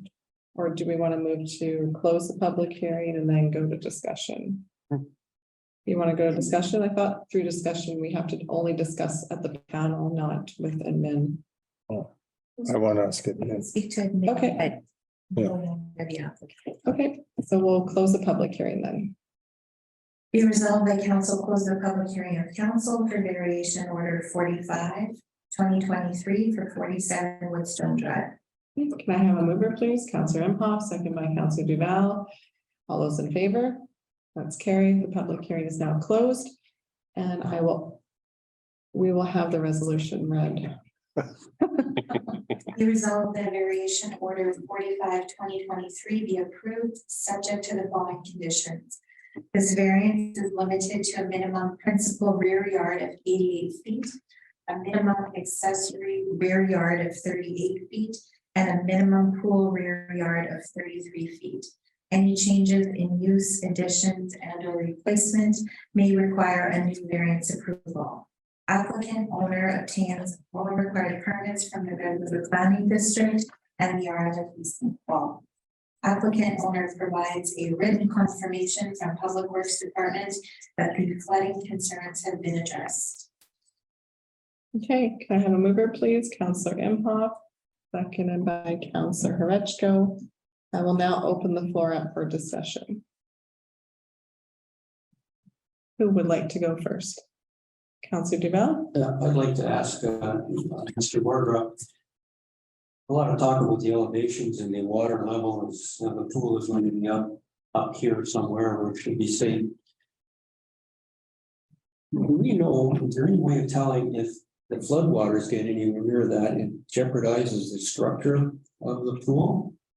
Would it start flowing during that one? I don't know what, I hear there was some concerns over things like that. Yes. I think that's probably a question for the building inspectors. My own personal concern would be less with respect to the structure of the pool and perhaps more with the structure of the retaining wall. Because often what will happen, the lot line elevation is at 229.42 meters above sea level. The highest recently recorded water level was on May 29th, 2010 of 230.2 meters above sea level. So there's a differential of 178 meters from the rear lot line to the most recently recorded high water level. So if you had hypothetically 3/4 of a meter of saturation behind the back of that retaining wall, when the basin drains down, there's going to be a lot of hydrostatic pressure against that retaining wall that could result in a failure. So I'd be actually probably more concerned with the structure of the retaining wall than perhaps the structure of the pool. But again, that's really not my expertise. That would be a question I'd have, and I'd have a question for to sort of this week in that regard. In terms of the likelihood of flooding, there, as indicated, it looks like the at least the most recently highly recorded water level is 0.78 meters above the rear lot line, which means the fire pit area would be approximately 2.5 or about 2.5 feet below water level. So anecdotally, what we're hearing today is that the pool and surrounding area is about 3 feet above is about 3 feet above the lot line. So we might be looking, there is some potential for overland flooding at that level, and then that's why it'd be helpful to have actual elevations or actual drawings showing the vertical. There's nothing indicating that the vertical. We're hearing that the pool and the patio will be around the back step level. There's no elevation drawings, there's no cross-sectional drawings, there's nothing showing what that elevation is or what elements are at, what elevation, what elements are below back door and otherwise. So those are the sort of things I will be looking for confirmation of. Anyone else have any questions? Councillor Foster. Yeah, in reading through the earlier. Before it said, oh, there is a no build zone in the backyards, but there are pools that are in the no build zone for some reason. Whether it was permits or not permits were previously done, but there is a no build zone for that reason because of flooding, but there are some pools there. Yeah, there are a large number of properties along Woodstone and some along the Delegations as well. They do have pools and landscaping and other structures that do approach in the horizontal no build zone.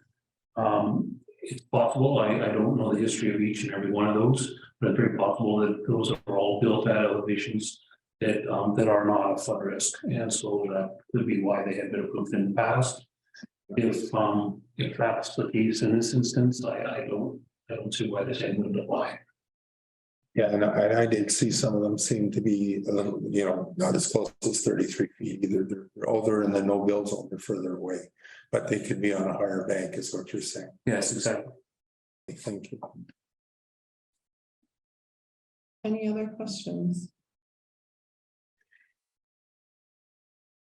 Councillor.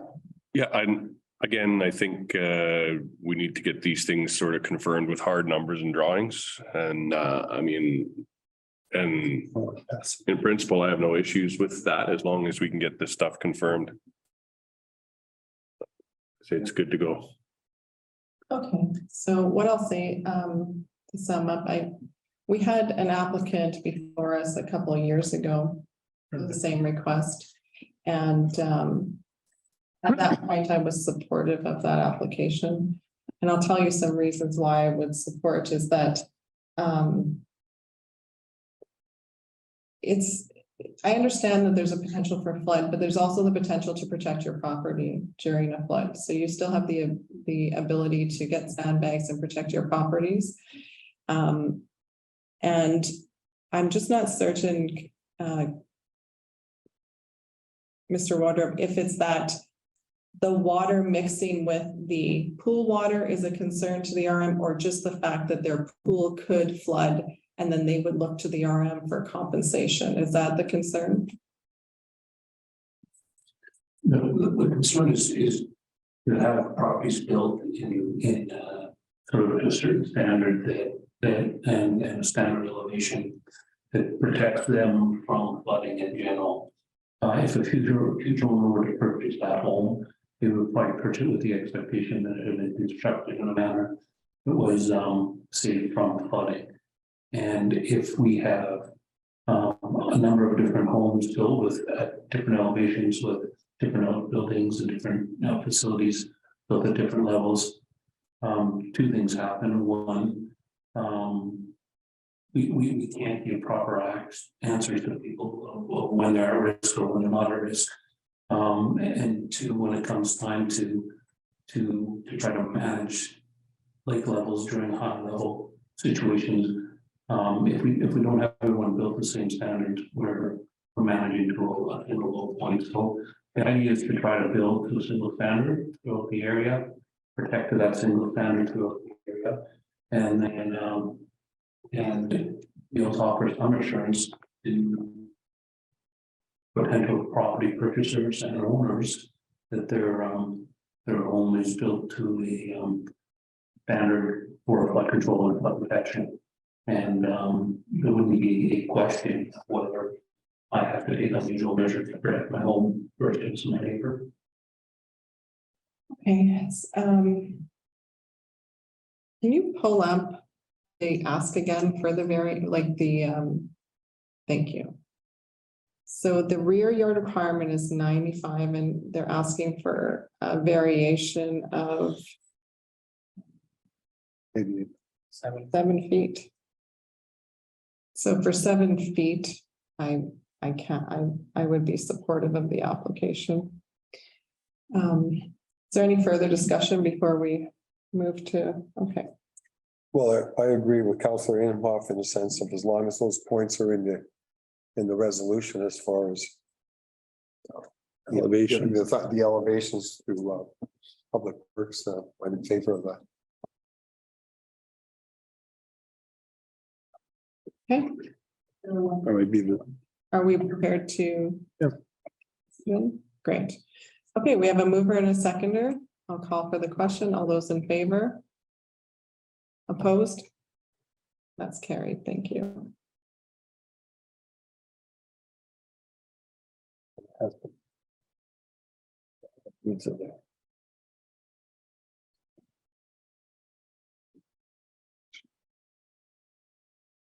Okay, so are we done with our public hearings now? One more. Burton.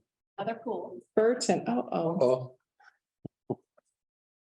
you had to put them back to back. This one's high and dry. Oh, okay. Good to know. Okay, 6. Be resolved that council open the public council for variation order 43, 2023 for 2113 Burton Avenue. I have a mover, please. Councillor Duval, second by Councillor Horechko. All those in favor? That's carried. The public hearing is now open and I'll pass the floor off to Mr. Planner.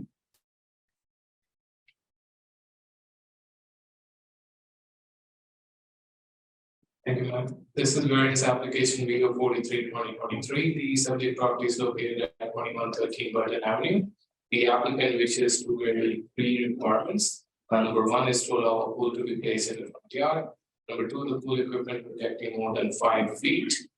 And number 3, the equipment has to be screened. This is the variance request table. These are the requirements that I just said. The placement is not permitted in the front yard. The projection for the front yard should not be more than 5 feet. And the equipment needs to be screened. This is the location map. As you can see, the property is at the corner here of Burton and Gorham Street. This is the site plan provided by the applicant. There is an overall fence around the whole pool area, just not around the equipment, and the pool would be right here.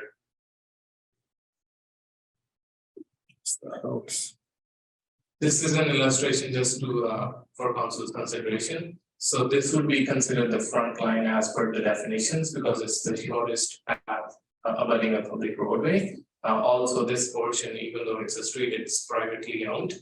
And this is the tentative location of the pool and equipment and the screening around. This is the photo of the property. Like I said before, this is the Gorham Street. This is the Burton Avenue extension, which is privately owned. And this is the subject property. As you can see, it's heavily treed and there is some natural screening to the property.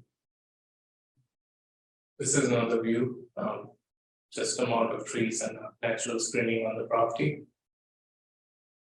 As I said before, the applicant is proposing to construct an in-ground pool and a pool equipment at the above noted property. The proposed pool will be placed in the front yard and the pool equipment does not reflect the requirements as per section 55 of the bylaw. Renderer planning notes that there is a chain link fence about 5 feet in height around the overall pool area, but not for the equipment. We did not receive any objections on this proposal. If the council wishes to approve this application, we recommend 2 conditions. Number 1, this variance is limited to what is proposed in this application. Any changes in use, additions, and/or replacement may require any variance approval. Number 2, the applicant owner obtains all the required permits from the Renderer Planning District and the RMLP St. Paul. Thank you. The council has any questions? Thank you. Council, do we have any questions? Councillor Duval?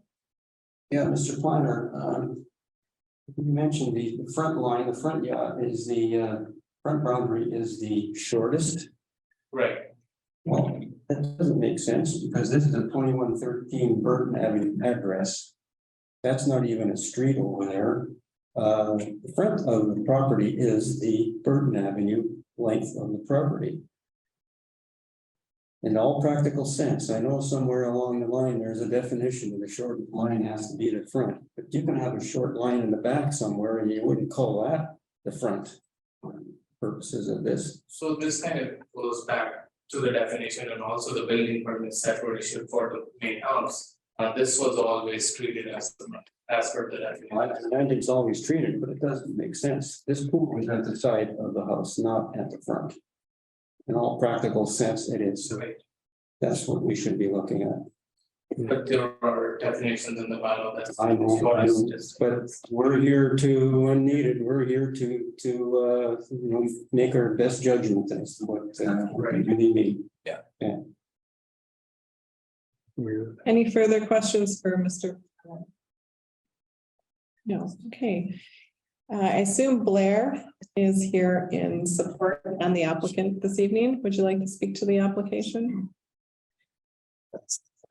So again, where you see the pool, that was the exact thought that we had, that looks side yard, not necessarily the front, but I understand what river planning was saying based on their definition of that. Anyways, you can see that the lot is highly treed, so there won't be really any visibility there for the pool, but I mean, in all ideal, we would have put it behind the house if there was making there. So at the end in that location. So. Sorry, you would have put the pool in a different location. But no, like when we normally build pools, put them in the backyard, and in this case, there is no backyard. Okay, I see. So when we talked with the homeowner, said, hey, let's side yard, but when we went to in the application, they said, no, let's consider the front yard. Really, but it's the pits. Okay. Okay, any questions for the applicant? No, okay, thank you. Council prepared to close the public hearing. Okay, for resolution. Be resolved that council close the public hearing of council for variation order 43/2023. Can I have a mover, please? Councilor Duval, second by Councilor Imhoff. Any discussion? Okay, call for the question. All those in favor? No. I know RSM, but I've had many of these mistakes. You have to bear with me today. No problem. So now for resolution. Be resolved that variation 43/2023 be approved, subject to the following conditions. This variance is limited to what is proposed within this application. Any changes in use, additions, and or replacement may require a new variance approval. Applicant owner obtains all required permits from the Red River Planning District and the RMLD sample. Can I have a mover, please? Councilor Duval, seconded by Councilor Imhoff. Any discussion? Call for the question. All those in favor? And that's carried. Okay, our public hearings are now over. We're moving on to bylaw. 7.1 for resolution. Be resolved that bylaw number 2023-08 being a bylaw of the RMLD St. Paul to establish a reserve fund for the mitigation and preparedness program be given second. Can I have a mover, please? Councilor Rechko, seconded by Councilor Posthumus. Any discussion? No. Okay, I'll call for the question. All those in favor? That's carried. Under policies 8.1. Yes, third reading. Third reading. Oh, sorry, third reading too. Be resolved that bylaw number Mine doesn't- 2023-08 being a bylaw of the RMLD St. Paul to establish a reserve fund for the mitigation and preparedness program be given third reading. And be it further resolved that the mayor and CAO be authorized to fund the bylaw on behalf of the municipality. Can I have a mover, please? Councilor Imhoff, seconded by Councilor Duval. Any discussion? Call for the question. All those in favor? And that's carried. Apologize, my agenda didn't read that way. So now under policies 8.1. Be resolved that council approve the addition of Pilgrim's Point to the list of approved street names as for policy PLA-112. Can I have a mover, please? Councillor Posthumous, second by Councillor Duval. Any discussion? No, no one Idea. wants to talk to the point. Okay, call for the question. All those in favor? That's carried. For a veteran. Under general business, under planning, 9.1.1.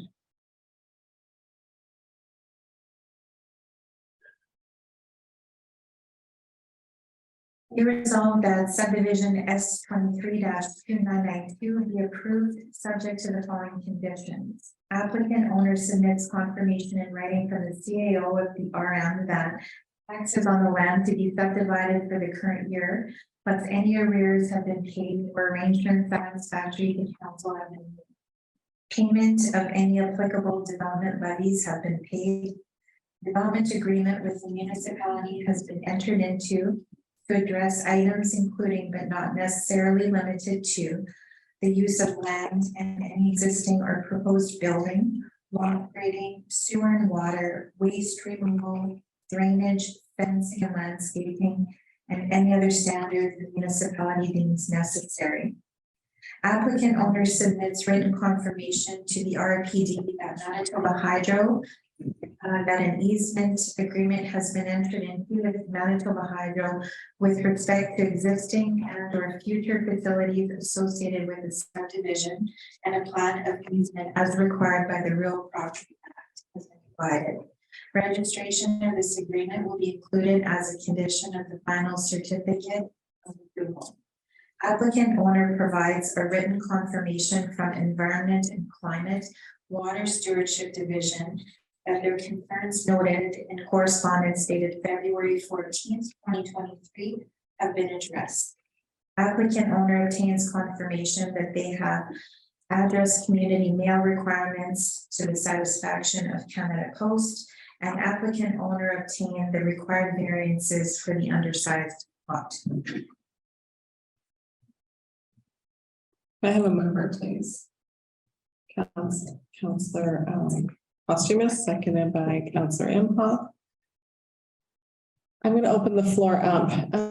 So I just want to ask Madam CEO, did we have a mover and a seconder when we tabled this application prior to? You probably did. I Yeah. can verify that. Okay. Do you want me to- I'm just not sure if we needed to have another one or not, but I called for them.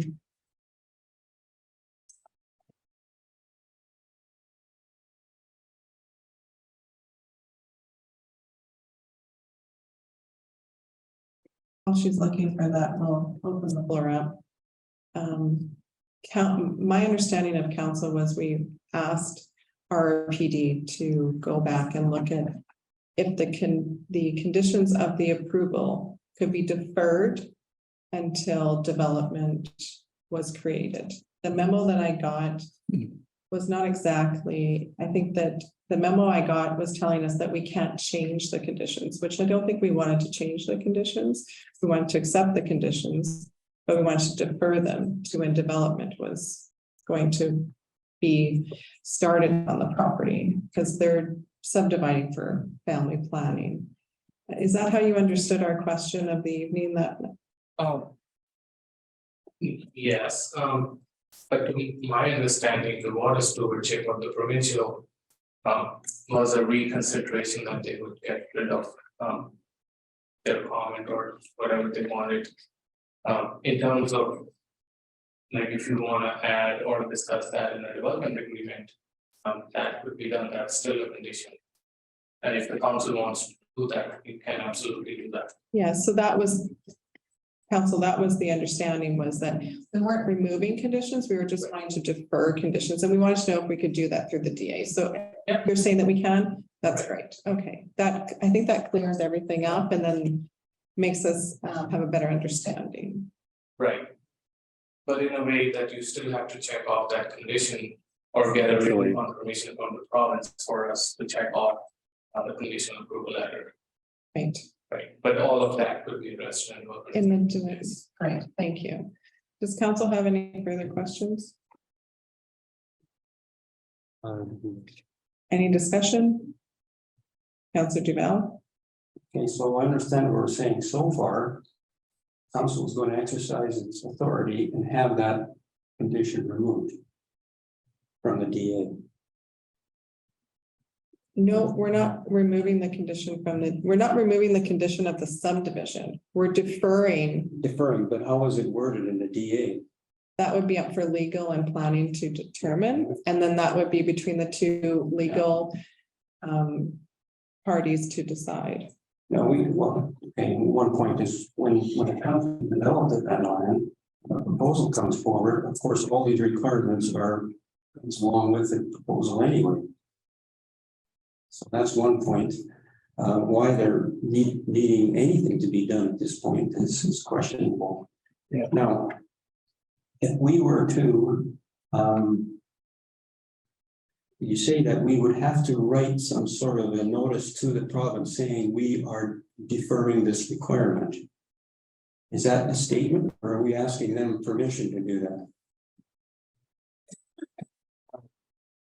You want to write to the province? No. That's not my understanding. No, we just want within the DA. Right. The province provided the conditions based on a subdivision. Right. They don't know whether they're building tomorrow or in 10 years from now. Right. What we'd like to do through the DA is to defer some of the conditions, not all of the conditions, but some of the conditions to ensure that A, they happen, and B, the applicant doesn't have to take those measures now when they're not going to develop the land. Right, we have the authority to do that. Yes, we do. Do we have to notify the province we're doing that? No. No. Well, That would I be thought you separate. said something a few minutes ago, we have to do So that. these are two Eventually. separate things. The province they're gonna do their own thing, and then the RM can do their own thing. We still need written confirmation from both the RM and the province to check off that condition.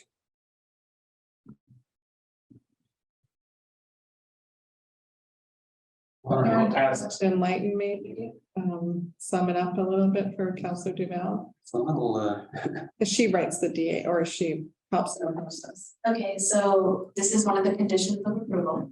So the developer will check those all off through river planning. In this situation, I'll work with this condition in the development agreement, and hopefully that development agreement, the developer can provide a copy to the province and say, here it's satisfied.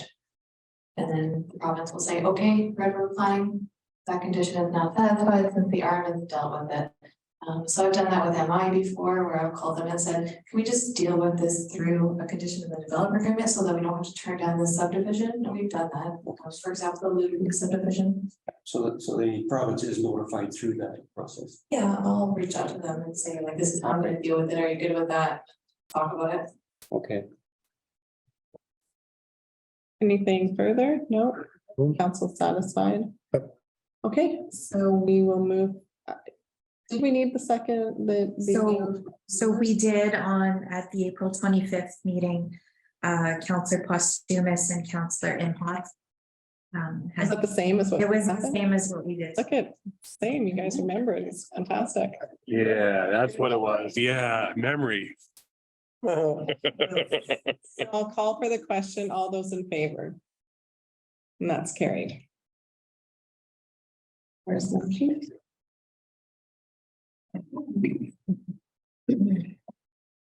And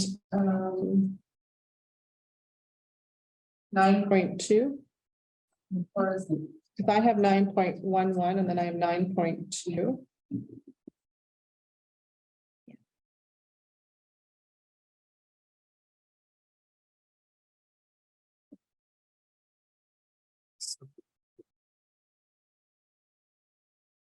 The resolution, yes, please, sorry. Whereas when a subdivision of land is proposed for the lots that do not meet the minimum zoning bylaw with and/or area requirements, a variance approval is required as a condition of subdivision approval. And whereas both subdivision and variance applications are reviewed by the local municipal council, making this effectively a dual approval process, which is both redundant and inefficient. Therefore, be resolved that the RM of East St. Paul requests the province of Manitoba refine the Planning Act in order to make the subdivision approval process more efficient by removing the requirement for variance approval when proposed lots do not meet the minimum zoning bylaw width and or requirement. Okay, so we had tabled this as well, so we Mover and a seconder. We do have it? No. No, we need it. Okay. Let's see if we can have the same ones. Mover, I need a mover and a seconder. Counselor Posthumous and seconded by Counselor Hurechko. I'll open the floor up for discussion. Counselor Duval? Yeah, the concern raised, I was the last, when we dealt with this, is that, combining subdivisions and variances is a good idea in a practical sense. However, the way things are written right now, there are subdivisions that require public hearings and there are some that do not. Okay, and the variances always require a public hearing. So if we have a subdivision / variance order together, and it's a subdivision that didn't have a public hearing, didn't need one, what happens? Do we have a public hearing for the variance right at the same time? Or, and the way it's written is that the variance order wouldn't get a public hearing also. So put out a not so hypothetical example, I think I said this last time. We have roads here existing roads in East St. Paul that are R17 on one side. We know that very well because we just dealt with the proposal a few months ago. What if an applicant puts in for a subdivision with 60-foot lots, not the 80 that R17 is, but the 60-foot, say 70 feet, okay, along this road? The council of the day may approve that. There's no public hearing because if there's an existing road, there's no public hearing. So that gets approved. Now the variance order comes along and he has small lots as well. He doesn't have 17,000, he has 10,000 square foot lots. Council of the day, not this one, council of the day approved that. So it's a done deal. A variance order has to come along and get varying the width, varying the area, but no public hearing. So away it goes. So it's kind of like a backhanded way of changing the zoning bylaw. We can't have that. And I went and talked to Mr. Eno. I visited him at his office last Friday, from a week ago Friday, and I explained all this to him, and he agreed that the writing of his memo should be altered so that there is not this type of interpretation in there.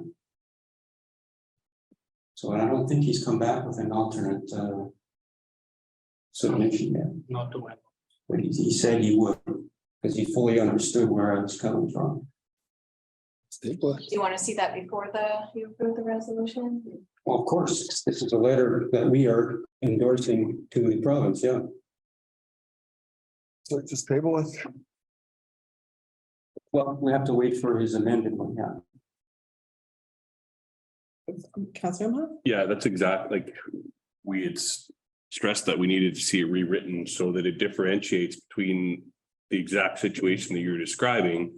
In cases where there is variances in there, that they still need to come for a public hearing on the variances, but in situations where you can handle both of them at the same time, you go ahead and do that. So, and it wasn't clearly written in that memo that way, and that's what we had asked for it to be rewritten.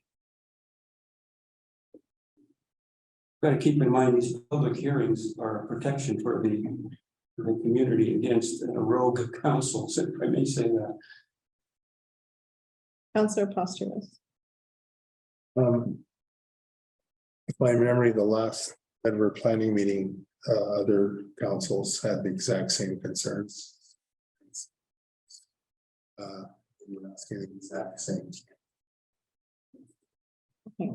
Mr. Planner, can you, so it's saying to combine the subdivisions and the variances to be more efficient. And when we have a subdivision that doesn't require public hearing, would the variance, like, would they be considered separate in that situation? Because I would think that they would be. Because when we don't have a public hearing for a subdivision, it's because it meets all requirements, right? And there's no concern, it matches the area, so there's no concern, and that's why those subdivisions are not through public hearing. So would the variances still come forward to council? Do you understand what I'm saying? Right, yeah, so the not requirement for a public hearing is addressed in the zoning bylaw. There's a section that says if it's in residential zone and it meets all the area and its requirements, you don't need a public hearing. And if it's just a single lot split, but at the same time, the Planning Act says if you're applying for a variance, doesn't really specify whether it results from a subdivision, just a standard variance is subject to a public hearing. Right. So that is a conflict. Right. But yeah, Planning Act says you have to get a public hearing for a variance, but the bylaw says or exempts some subdivision cases from a public hearing. So that scenario is true. Sometimes there's a subdivision that is not subject to a public hearing, but at the same time getting a variance or something that is subject to a public hearing. That happens, and I guess that is what the letter is for. I'm not really privy to what Derek, I haven't seen the letter, but maybe we can send him an email.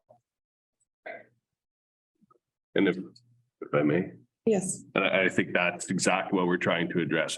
Because it's a couple different sections. Let's get it clearly defined, what is and what isn't, so that residents or developers who come forward, they're very clear on the same thing that we are, right? And obviously that's the same with other municipalities as well, right? So it's totally clear. There's not having to pick from one or another. Yeah, and more like in St. Andrews and St. Clements, this is for the agricultural aspect. Like if you're spraying off a farmyard, it's not subject to a public hearing. But at the same time, if you need a variance for something, it's subject to a public hearing. So, yeah. Okay, and so what I'm hearing is council was not satisfied with Mr. Eno's memo. Yes, the one dated April 6th, which is the original. With his explanation. Okay. So I just want to take a moment and read something and then I'll come back.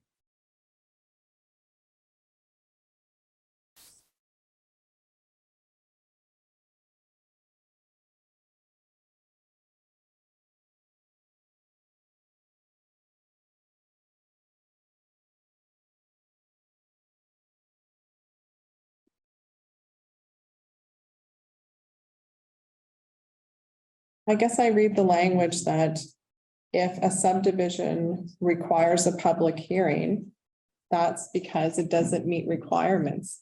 It has a public hearing attached to it, meaning it would have variances attached to it. If it's meeting all requirements, it doesn't have a subdivision. That means there are no variances. So a variance would never be approved without a public hearing. Like that's how I read the language. Why would you not have a public hearing for a variance, right? You would have a public hearing for a variance because subdivision itself didn't meet requirements, therefore triggering a public hearing. So your variances will always be subject to a public hearing. Yeah. Yes. Yeah. So we could pass this tonight, knowing that unless something meets requirements, a public hearing is necessary. I think this is exactly what we talked about there.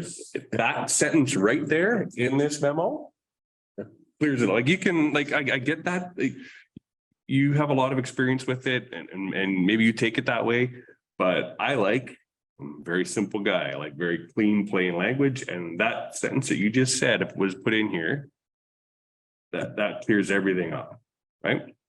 So if I read on page 3, under for the municipal council, it says when a subdivision requires a public hearing, managing 2 separate public hearing processes for related topics, subdivisions and variances. When a subdivision does not require a public hearing, managing the expectations of the local stakeholders of the public hearing or a variance, explain the process to the public. I just read it that if a public hearing is required, then you can combine them. If a public hearing isn't required, no one's coming forward because there's no application for a variance. The problem is you can get a case where public hearing is not required for subdivision, yet it is in variance.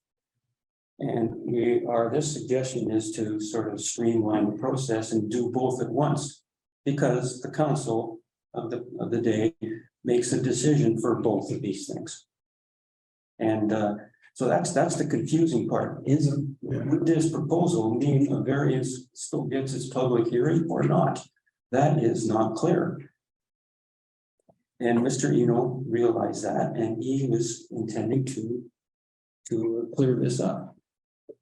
At the end of that statement you just read, managing the expectations of the local stakeholders, somewhere in that paragraph, public hearings are still required for variances under when a subdivision doesn't require that. So then it's clear. It's just, there's no way to misinterpret that or whatever. When a subdivision does not require a public hearing, public hearings are still required for variances within that subdivision. Done. Simple. Yeah, it's fine. I mean, we can ask for it. I see that in the writing already. A variance is required when a lot width or size has to be varied. Therefore, a subdivision could not happen without a public hearing. Therefore, you would never have this being passed without a public hearing. But if we want to add to it, we can. This is all in his memo. So.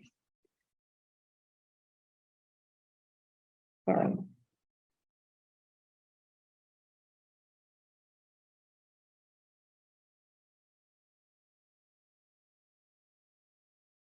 Do I not have the actual?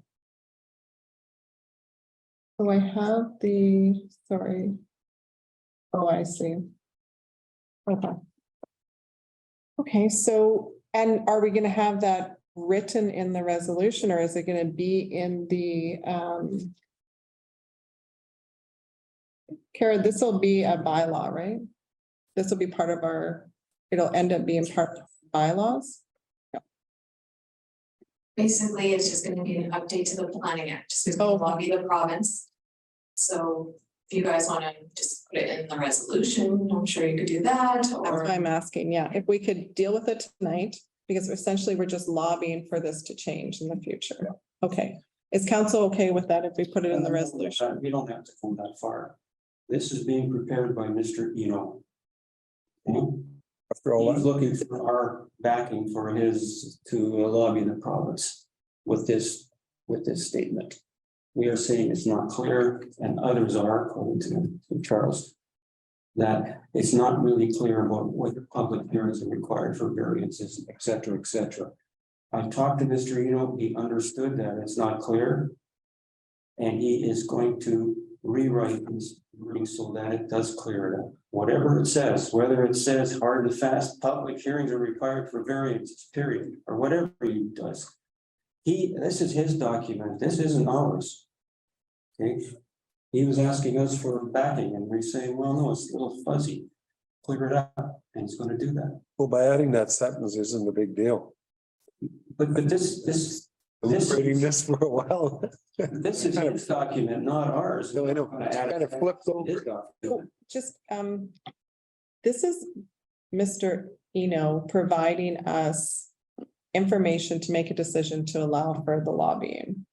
What he presents to the province might not be exactly what's in front of us today when he does his presentation. It probably won't be, might not even be, might be somebody else from RRPD. So I think by resolution tonight, we could move this along, give them the ability to start lobbying, and just add it to our resolution. Yeah, I think we could do. I think when there is lobbying at the provincial level, if there was a public hearing, anyone could attend and speak to it at that time as well. So this was just for our information so that we understand what their RRPD is requesting to do in the future. Mr. Plana, can you confirm that that is accurate information? I have not seen the memo, Okay, sorry. Yeah. Okay. Do you agree that that would be the process that would be in place? Yeah. Okay, thank you. Mr. Impa. But the wording in the resolution mirrors what's in that document and it is not clear. So if we pass this resolution without adjusting it and including that statement, then we're just ignoring what we just talked about. So either we table it, clean this up, get it written and get it going, or we rewrite it tonight and move it forward. But without that statement in there, I won't support this resolution. So the resolution is to give them permission to lobby. He's not giving, like, it's in this document memo that he gave to us, it says 3.0 next steps. Moving forward, the RRPD board and the RRPD member municipal councils may wish to lobby the province. Like this, these 3 or 4 pages he provided to us are not being transferred to the province. No, but our resolution says we're removing the requirement for variance approval and it's muddy with what that is. So we need to be very clear with what we put forward is what I'm trying to say. So have the ability to change the resolution tonight. We write the resolution that we asked. Yes. If we rewrite it tonight, Yes. that sentence in there, I'm good. If That's you what we're don't, gonna do. table. We can rewrite the resolution to accommodate the concerns tonight so that it can be passed tonight and RRPD can move forward. And I'm in. So we'll take a moment and we'll give staff time to rewrite that resolution. Thank you. Awesome. Okay. We've got a second version. Yeah.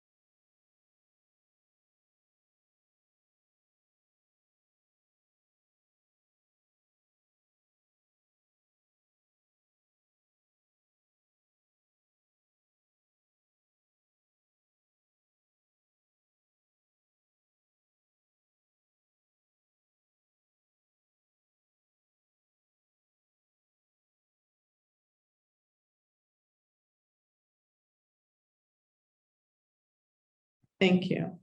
Any discussion? I think we're saying 2 things, 2 different things. Read that last line again, please. Third one. And whereas the information provided to the province regarding the update to the Planning Act is clear that when a subdivision does not require a public hearing, any associated variances still require a public hearing.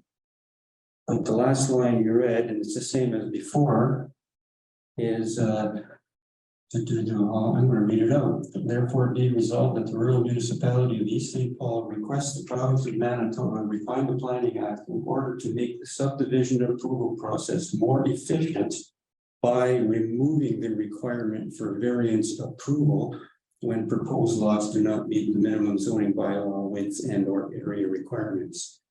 So that last line, and you read the same thing out there, it says we are asking for the variance approvals to be removed. They're asking for them to be removed from being separated. We're asking for them to be amalgamated. And please keep in mind, this is just a resolution to provide permission to lobby. The province will determine how that structure looks when they update the development plan. This by no means is changing what the RMV St. Paul does or the Planning Act itself or the development plan. We are just giving permission for lobbying.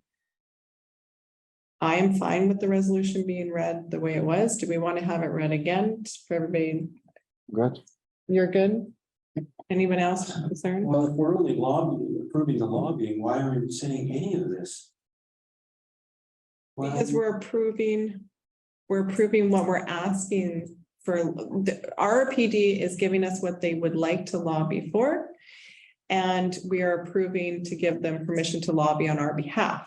We may not want to be part of that process or that part of the lobbying. East St. Paul might not want to be named.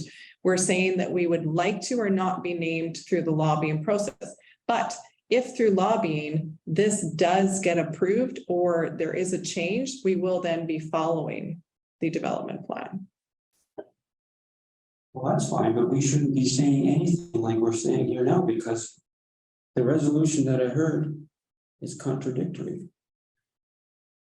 I'm siding with Brian on this one, that you're leaving, you added the sentence in that we asked for to clear up, but by leaving that last bit in there, it just takes us right back into the mud. So that last sentence basically needs to get removed. Can you reread the last sentence?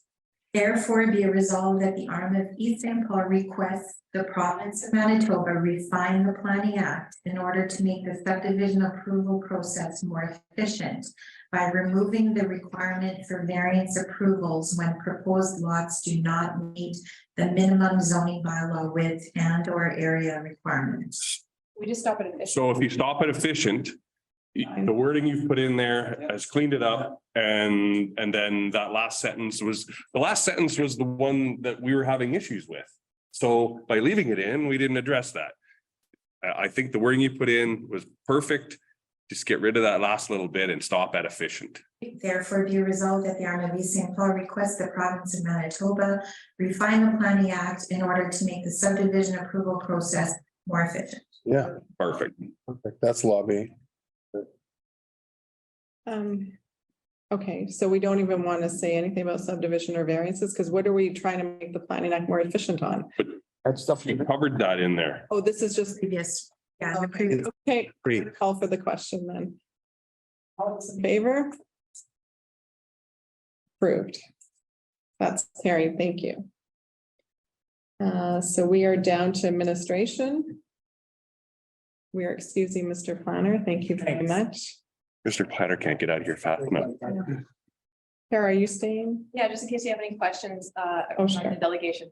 Okay, fantastic. Okay, so 9.31 reserve, I'll give it to you for resolution. Be it resolved that council approves the amalgamation of existing reserve funds as outlined in option 1 of the RFD submitted by the manager of finance. I have a mover, please. Councillor Horechko, seconded by Councillor Imhoff. Any discussions or questions? Councillor Posthumous. In that, this is, I'm fine with all that. It's just that if we end up with large funds and we're not using it, and that may be a question for our finance manager, are we looking at, as the interest rates are so high, we can get quite a bit of money, you know, just sitting in bank accounts at 3.7 or 4%. Or is there any that we do like 6-month or 1-year terms to get it higher? Just would he be looking at that? Because this will be fair amounts of money. Yeah, he is looking into those options. Okay, And will be presented to council. awesome. Okay, thank you. Okay, I'll call for the question. All those in favor? That's carried. And now business arising from delegations. So I will open the floor up to discuss the delegates' request this evening. And maybe Carrie, you want to just recap on his request. And then we can have the open conversation. Oh, There's one more item. all right. Operations, All the past codes. 2023 sidewalk reconstruction. Okay, for resolution. Be resolved that the 2023 road and sidewalk reconstruction program be awarded to Maple Leaf Construction for the amount of $876,230 plus tax. I have a mover, please. Councillor Horechko, seconded by Councillor Posthumous. Any discussion? Councillor Horechko. So I had a point that I brought up. Oh, sorry. I had a point that I brought up with our director, where we passed a budget for roads of X amount of dollars. And to me, as long as the bid falls under that, I don't think it needs to come back to us. I think it wastes time. I think it, this, policy we have, no, well, the bid is under. I think by policy we have, because it's over a certain amount. Councilor Horatio asked, why is the resolution coming before us? Yeah. It was we passed roadworks and sidewalk improvements through the budget. He is asking why the resolution is coming before us, having the fact that it's under budget. Yeah, it's under budget. I feel we're wasting time. That it shouldn't have to come back to us if it's under budget. If it's over budget, well, that's a different story. It's a process that's been in place for many years that. No, I understand. The budget, but administration comes back with to award the contract. Yeah, but if you ask our director of the city of Winnipeg, does it come back to council if it's under? No, I understand that, and it's not to say that we can't. That's why I brought it up. With large sums of money like this, it's usually best to have an associated Protects. be awarded the contract. No, I was just bringing up a point. Is that part of our procurement policy as well, that it comes forward to council after the tendering process? No, it's not part of the policy. Okay. Councilor Hall? It's just, I agree with Councillor Horatio here. So I think if we do have a policy in place, I think we need to maybe review it so that we can like exactly that. If we approve a program and all the jobs on the program, that program comes in at or under the budget that we've approved, it should automatically be assumed that those contracts can be awarded.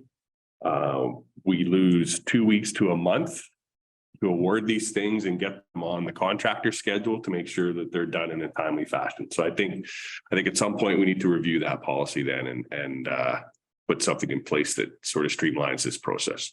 I agree. I think it would speed up the process, especially since council has already approved the budget. It's just a matter of executing that budget. So. well, something we can look at. Yeah, something to look at. Yeah. Councilor Duval? So the word is $876,000. Is that all the road work that we're going to do this year? The list. There's also an additional tender that was issued for the culvert underneath at Bottom Creek underneath Burton. And then we also had some discussion about reconstruction of Gateway. The urgency of reconstructing Gateway has been somewhat diminished now that we've reached a compromised position with the developer. And so I want to bring that back to council and have a larger conversation around both timing of that and of course the alignment of that. There still is heavy construction traffic traveling down Gateway. So depending on council's perspective, we still are within the 5-year limit of the DA, and we can talk about the timing of Gateway at that point. But I think that's the conversation we want to have separately. So those are the works that are all included. Okay, certainly. We have budgeted over $4 million for road and sidewalk work. That number is presented right from the beginning and carried right on through. It was even one of the panels at the presentation of the budget public hearing presentation. So there would seem to be more money in the budget than what we're planning on spending, which is not a bad idea. I'm not suggesting we blow it, certainly not. But one of the things that came up that's quite disappointing I'm finding here is that as I look at this list of items, and this may be a minor issue, but please bear with me because it's a very serious pet project of mine. Swifton Park. We have budgeted money to do a path and illumination. I assume AT path, that's for accessibility, a winding path down from Garden Road. Yes, that was the one we met out. Yes, and you and I visited the site and very good idea, something we would like, absolutely. The other one is the realignment of the sidewalk at the top of the hill where the parking is. And if I was to say, we can't have both, but we can only have one instead of the other. The one at the hill is by far more important because that is a deadly safety situation. There's accidents there, there's near misses all the time. It is much more important, but it's also not very much money. I don't know how much money it would cost to realign that sidewalk. It's not $1 million. It's something we could almost do with our own forces, perhaps. I would like to see that taken up and put on the list. Whether it's substitutes for the accessibility path, which is the winding cut switchback path, or whether it just adds to it. I think it should be added.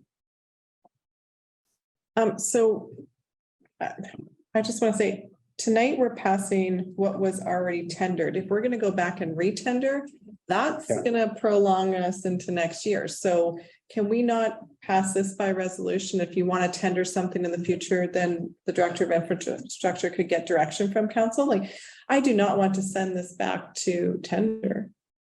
No, neither do I, absolutely. We have to pass this first. Okay, so I was kind of reading that you were wanting Well, to, it's not on the list. That's my problem. right, so, but some of the, I think the ones that are on the list were prepared to be on the list, meaning Yes. staff had done surveying, engineer work has been done, and it was able to go on Mercs.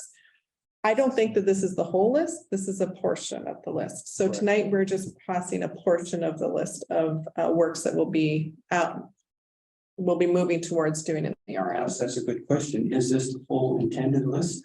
Or is it only a portion? As I've indicated, this list itself is a list of $876,000. The work for the Bonneville Creek culvert rehabilitation and lining. If memory serves, came in at approximately 1.3 million.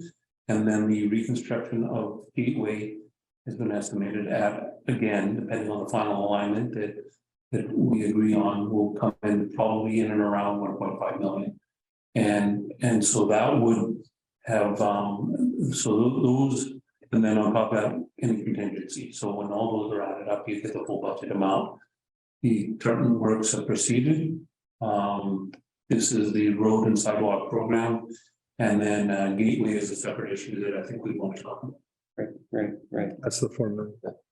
But what I want to hear from my fellow councilors is support, making sure that that sidewalk gets realigned so that somebody doesn't get killed on that hill.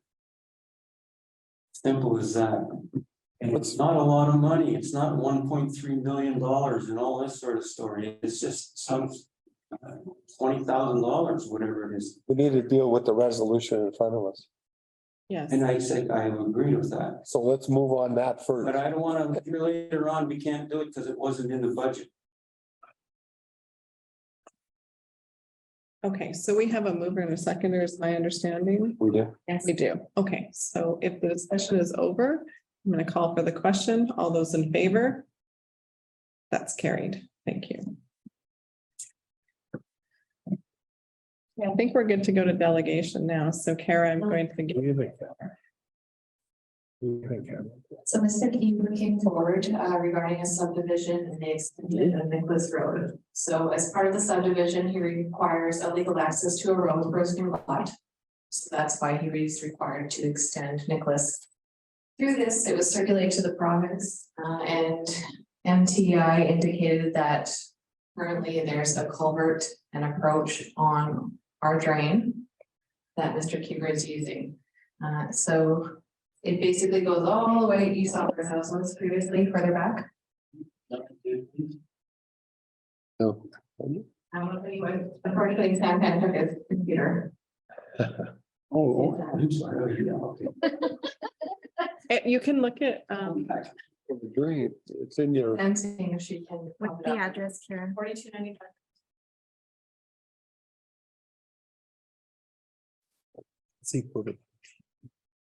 Okay, so although he's using that access, there is an easement agreement in place between him and the neighbor to the south that they have a shared access. The other reason he, at this point, it basically only goes up to a small portion of his lot, and then it goes out into the drain. and then back to his house. So what he would have to do is extend that portion that's on his property back to his house.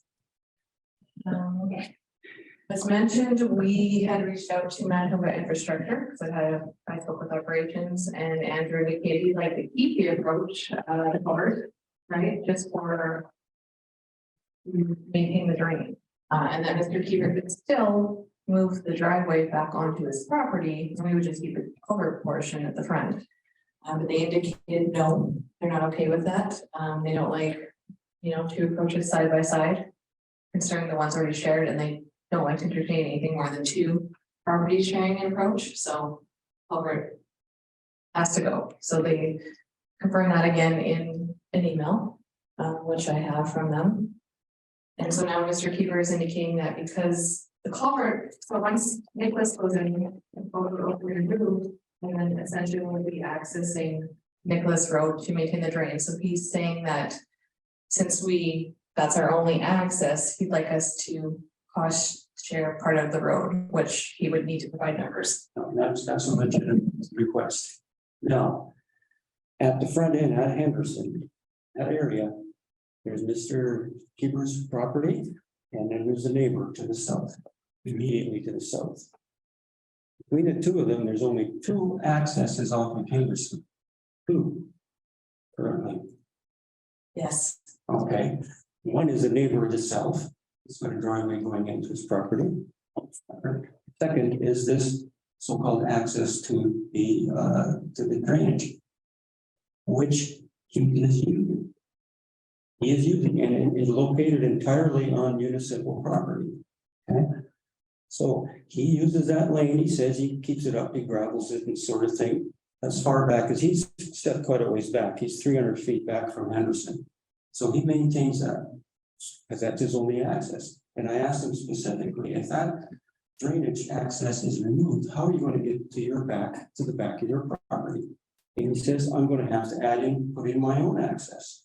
Yeah. And I said, right beside the current one, right? Yes, right next. So the drainage access, it rips out, he has to put his own new one in off of Henderson, immediately beside it. Okay. So I don't quite understand the rationale behind the province wanting this.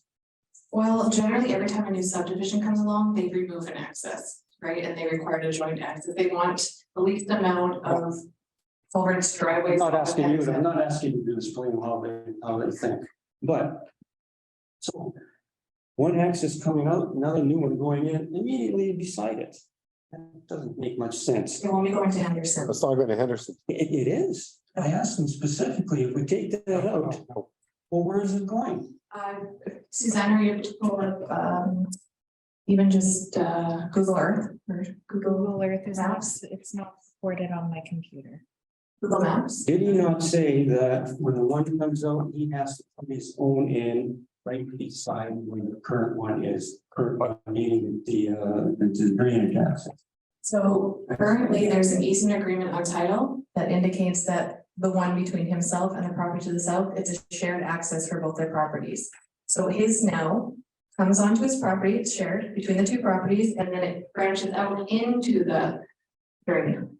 Whereas it would just not branch out into the drain, it would just go straight back. So you just have to extend it halfway down his property.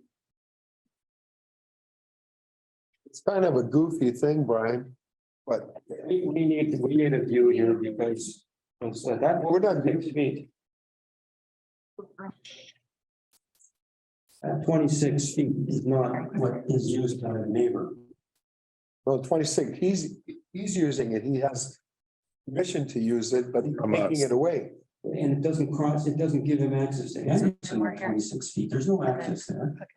So let's just back it up a bit. He's using it. Council the day said, yeah, keep it, we won't take it out. That was only supposed to be a temporary construction road that was supposed to be removed. Correct. An oversight. And ultimately, council the day should have not allowed it. They should have told him it should have been removed. Now, who put in the temporary road? Was it the RM or was it whoever created those lots? That I'm not sure about. Okay. It's quite old. But Brian Juice and Andrew T also indicated that ideally at some point we might want to expand this drain, so it's ideal to have some driveway on our property. Do you see? Use that, Kind of where that little red dot is, just Yeah. below, the white line, that's the drain, and right below it, you see the driveway? yeah, That goes back. Keep going back, Suzanne. Back, keep going there, and then up into the drain, see? So the right there, he would just extend it there. So it is already on his property, the shared access, and I read through the easement agreement and it's valid. Can you put the arrow on what needs to be removed? I come in. Travel. Yeah, I know, I just, Okay, so here's the, another one's the wide one's the neighbor. okay, so here's the shared access. You come in. And currently he goes out here and then goes back. So right here, it would just be removed. Right? Well, that's what they want removed? And then it would just come on to his property back. No, I think they're. is the gravel right now going to the back is the RM's property? Yeah, it's on my arm's property, which I mean, it's ideal for anybody to have. Right. I think, Driveway on our property. well, that up there is our access, the gravel, the gray gravel, the white, that's ours? That's the drain. So right beside the drain. Yeah. And then the one below the gray one is his. Yes, that's it. So what do they want removed? Just that little piece where he goes into that? Charles, the one below the gray one is not his, that's his neighbor's. No, the gray one. Yeah, So that's the R. Okay, where the arrow is now, is that what you're talking about? They want removed? The province, right where that gravel comes on to Henderson, there'll be a culvert there to get over the ditch. Yeah. They'll want that access cut off there. They don't care how far back you go. They just don't want you to be able to access Henderson straight off that gravel strip. we lost it, did we cut it off? Yeah. So why, but if it's our property, it's got nothing to do with his property. Why do they telling us to take our entrance out? Because they're saying we never had. permission. Access control to a provincial road. And they're saying that they, from this application, they realized there was no permit ever. Exactly. Correct. Take it out. So if this hadn't come forward, I don't think they would have noticed that. They wouldn't have it was noticed. removed. It was supposed to always be temporary as for the province. So the recommendation is they want that off Henderson, so now we do the access at the other end. And that's just a culvert in a ditch and a short access. Well, let's ask our director. Like, that can't be a huge, big road build if it's gravel and a We don't culvert. want to build a road for them. Correct? Yeah. So. The province wants to remove the access or remove the culvert and the access from the municipal road, Which is, Henderson, and they want to remove that. Because as Karen indicates, they don't want this double access that exists there now. They're saying that they can go ahead and remove that. Because we're gonna have access off Nicholas. Because when he extends Nicholas into his back lot, Nicholas is the road coming from the north. From St. Clements, when it connects, there's gonna be culvert put in. It connects to his property that he's subdividing. And then we'll be able to connect our gravel road to the Nicholas extension.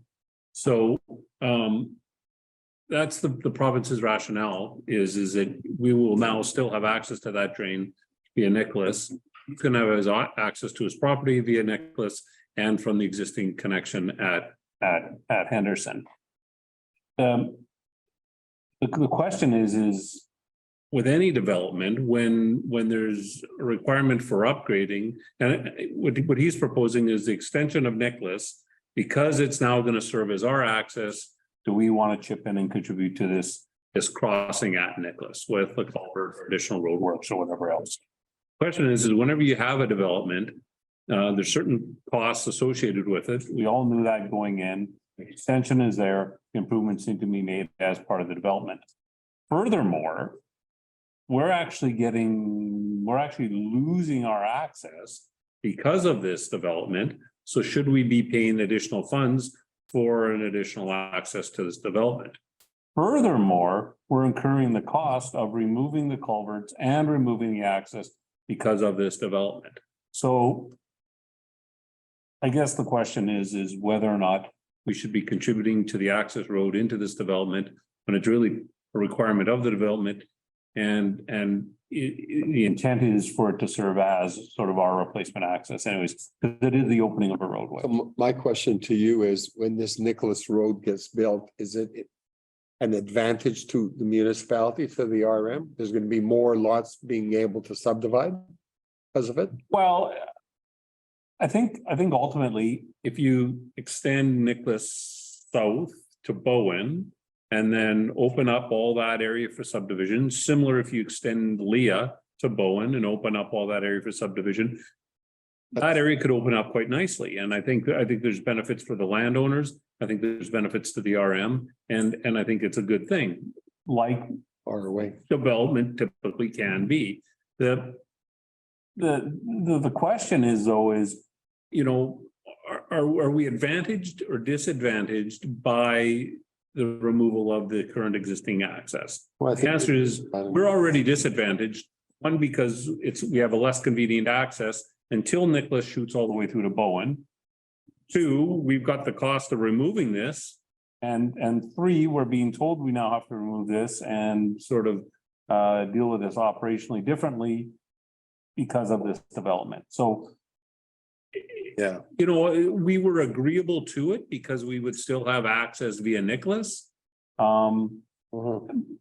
But I think that's how the province viewed it, is okay, you're gonna have access via Nicholas, you don't really need the two accesses. And we want to get rid of this temporary access off of Henderson. So it all kind of makes sense. It's just a question is, you know, is So one more, really incumbent upon us to pay twice for the access. irrelevant, we have to take the access on Henderson down, for sure, according to MI. We have to remove it and sort of our staging events would be, we would remove it. Not gonna remove it until the Nicholas Road is in. Yeah, Because we're what if screwed he otherwise. runs out of money and he doesn't do Nicholas? Then we're screwed. We don't. Right. Well, then, and that's why we're kind of, we'll remove it. If Nicholas goes. When Nicholas goes in. And I think that's the intent from the province. I don't think the province intent is to leave us without any access for maintenance. They just want it to be removed when it's no longer required. It would be my expectation of the intent. Like, I think, Okay, and by we, because we don't know who put in the access, but the RM is liable to remove the access. Well, so we have to take out a permit, since it's on our land, Mhm. and they are waiving the fee. Mhm. But I spoke to Andrew T about removing it. He said it would be just our staff could just go out and take it out. Then we're ensured that it is done, but that's only after we have access from. Okay, and then the drain that you have access to right now, will that drain always remain the same? Or through development in the future, will that change? I'm not familiar with this drain. Big in drain. the absence of any new information from a drainage master plan or anything else, there's no foreseen changes to that drain, other than right now, most of the culverts cross or twin 1,000 millimeter diameter culverts. There's a single culvert crossing under the rail line to the east of Nicholas, and things do back up in behind that rail line. So at some point, either us or the railway probably may want to twin that culvert. But in terms of removing the ditch, upsizing the ditch, I won't say never, but I'd say there's no plans or expectation at this time. Where's Nicholas? Counselor And would Nicholas not also have a ditch on it that would come back to that one? So would we have to also put an access on the Nicholas ditch to get onto our own property? Like off The gravel access, that existing gravel road would run west from Nicholas after Nicholas crosses the ditch. So if we're coming in on Nicholas, do we not have a ditch on Nicholas to go through to get onto our property? No, that Nicholas will have twin culverts. Okay. And a crossing over that existing boundary. It's called the boundary drain. Okay. So there'll be twin culverts and a roadway crossing that boundary drain. And the drain will flow right through those culverts. Nicholas will go over those. And then once Nicholas is south of the boundary drain, the municipal road will connect and his subdivision will connect. And so what he's asking. Same gravel road. He's asking. Will be there. Because I'm building this. Yeah. Connection. Yeah. And it's gonna serve as an access for you. Would you like to partner on the? Say we're gonna be landlocked. Because we're gonna be landlocked because you have to remove your access at Henderson. And meanwhile, we need to remove it because of the development and, you know, we probably, you know, ask for some consideration until Nicholas was installed. Right, but I don't think anybody, hopefully, nobody would view that as an unreasonable request. depending how much.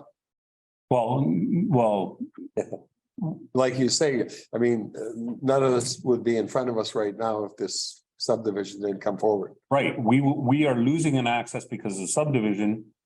So it would seem that it's incumbent upon the developer to provide an access, and the question is, you know, should we really be contributing to that? Because we're losing an access, and in fact, we're paying, although albeit an internal cost, right?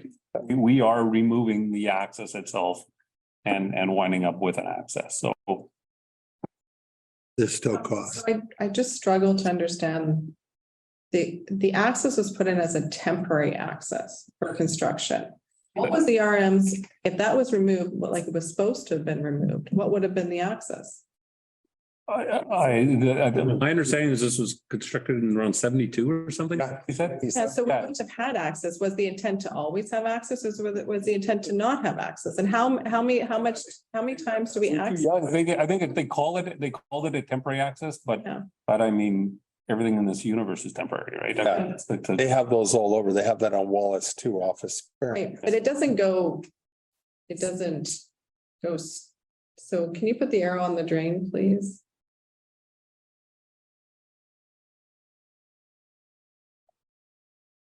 The drain's on the other side. On the other side of it, isn't it up? Sorry, Right there.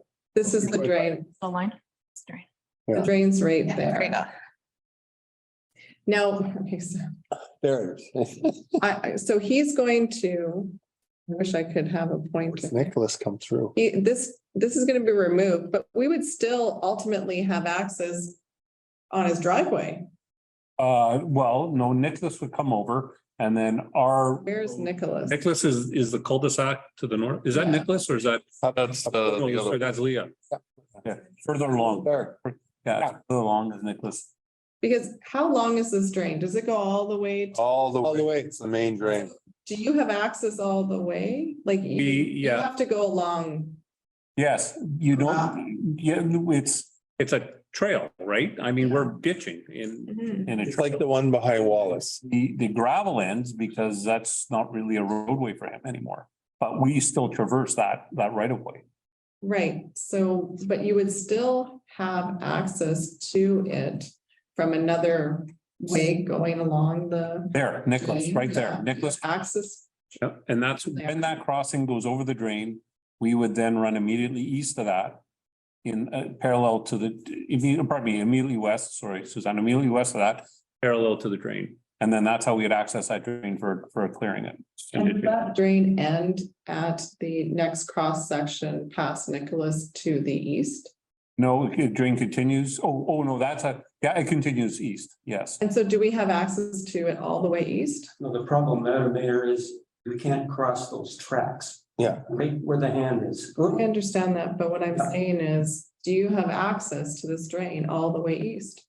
There is access. I think it's from, what's the name? Is that, Rebec, I think? I think so. I think so. I think it's. Pretty sure it is. I think so. Here, this is Bowen. Because it's on the other side of Bowen that. Yeah, I think so. I think so. So that winds in. Yeah, I think so. I think. So if the access, the temporary access was gone, he would, because he still has a driveway that he's coming off and he's eventually gonna connect over. So we could still get access to, we're still traveling on Drain. Yeah, no, the issue is the access between the railway tracks. Or immediately east of Nicholas. You can see them on the, Yes, the railway tracks. The issue is the access to that segment between the railway tracks and Henderson. And right now.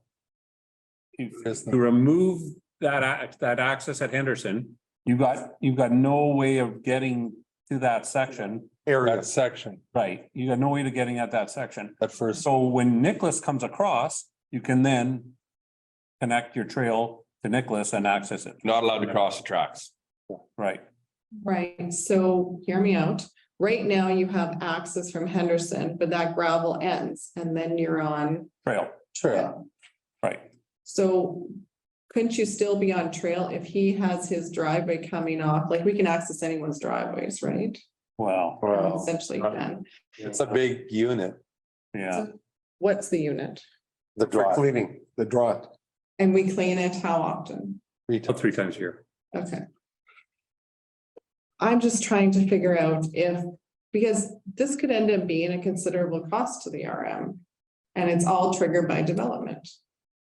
You still essentially could access, I guess, but and you'd have to wait for Nicholas. You could keep your access off Henderson, wait for Nicholas to go over, and then you'd have your access. That's exactly. Why would we be contributing to a new access? No, we aren't. What we're being asked is to contribute to that access at Nicholas, which is the new access, right? Right, but he has to put that access in regardless. Right.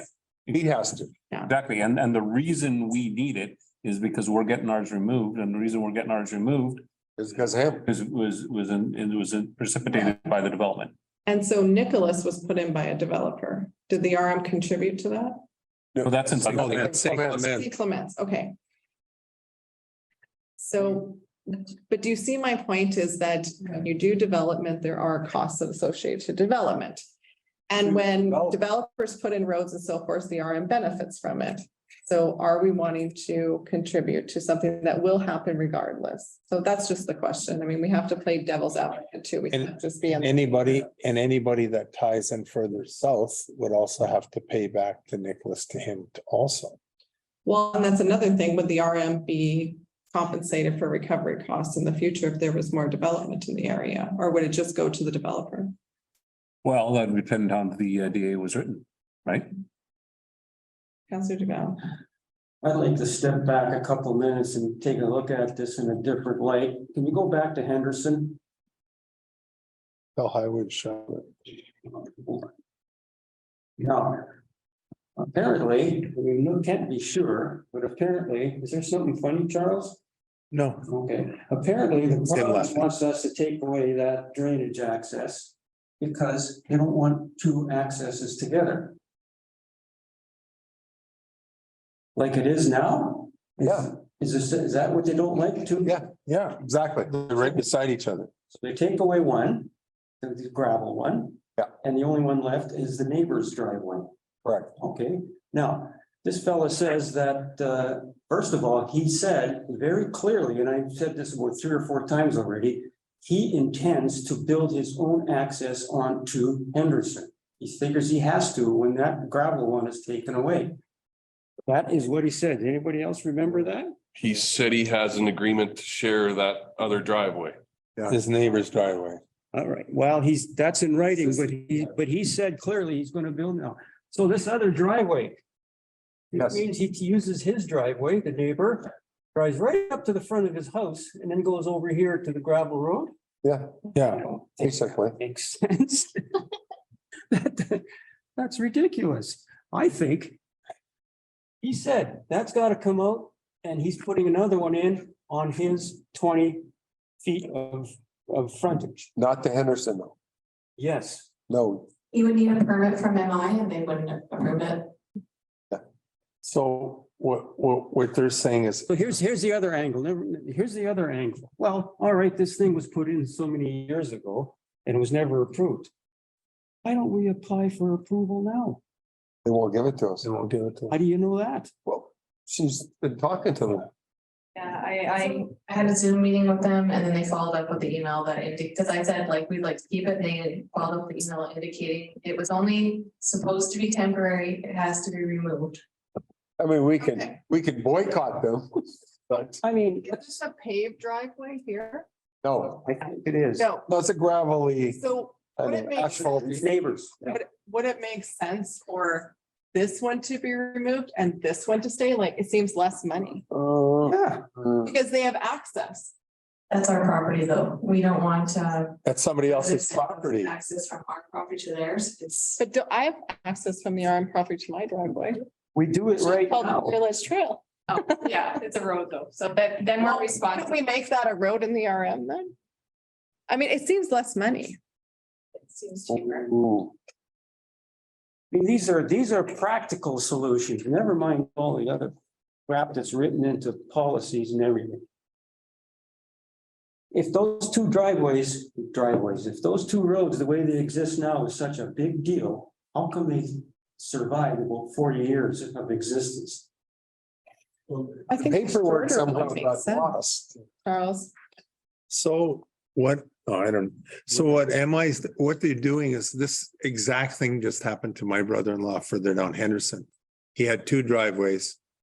And he changed the property line a little bit on the second lot so he could sell it from like 70 feet to 90 feet.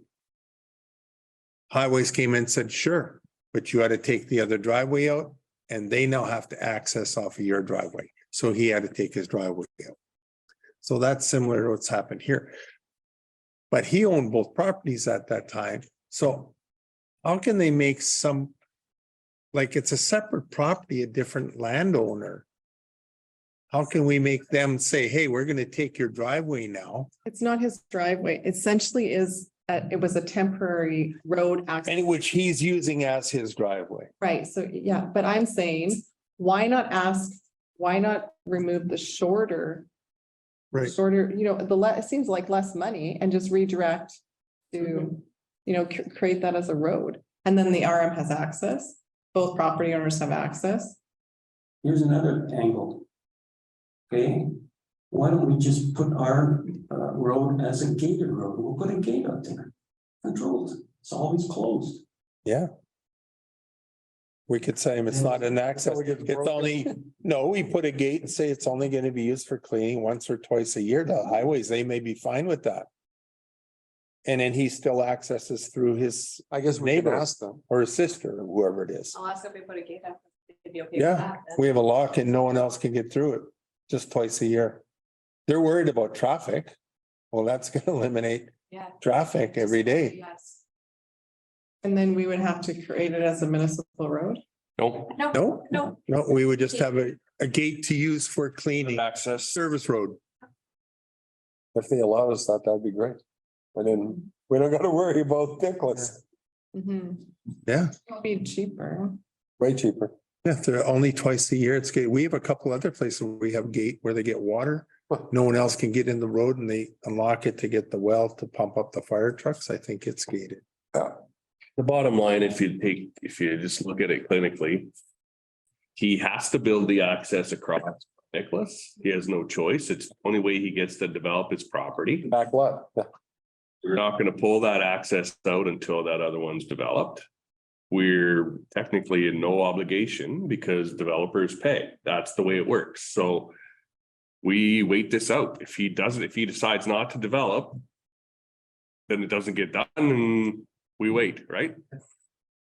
The other piece of it is, it might be a gateway to other revenue and other development, but you need to get, I don't know how many landowners on board or whatever, right? To put up, so that's what I mean. So that is like, that's long-term, ideally, sure, what happened, you'd have Leah and Nicholas both come down, opens up for development. That'd be fantastic if it happened, but there's a whole lot of people that have to be walking in the same direction there, right? So this one here is waited out. That exact thing did happen for St. Clements in a piece of property north. Someone bought it all, right? Someone bought it all and then developed it. Yeah. Perfect. If that happens, it happens, but Exactly. still have to get everyone to agree to sell it and whatever else, right? viable land. Yeah, the hard truth is here is he wants to develop it, he's gonna have to Yeah. make it happen. Even if we gate it, he's still gotta put the road in. Well, and he said himself that his access is supposed to come off of Leah. Right, as soon as that gets developed, he loses his he's supposed to lose his access to Henderson Highway anyway. But that's even longer term now, right? Well, it's worth a conversation if we can put up a gate. They might be either way, you know, because that's not gonna bring any traffic onto Henderson. Yeah. Make them happy and make us happy. Yeah. Okay. All right. Okay, so we'll further the discussion once you get some information from MI about possibilities. Okay, next. In the camera. Do we have anything? We have- on camera? No. Some correspondence was in the package.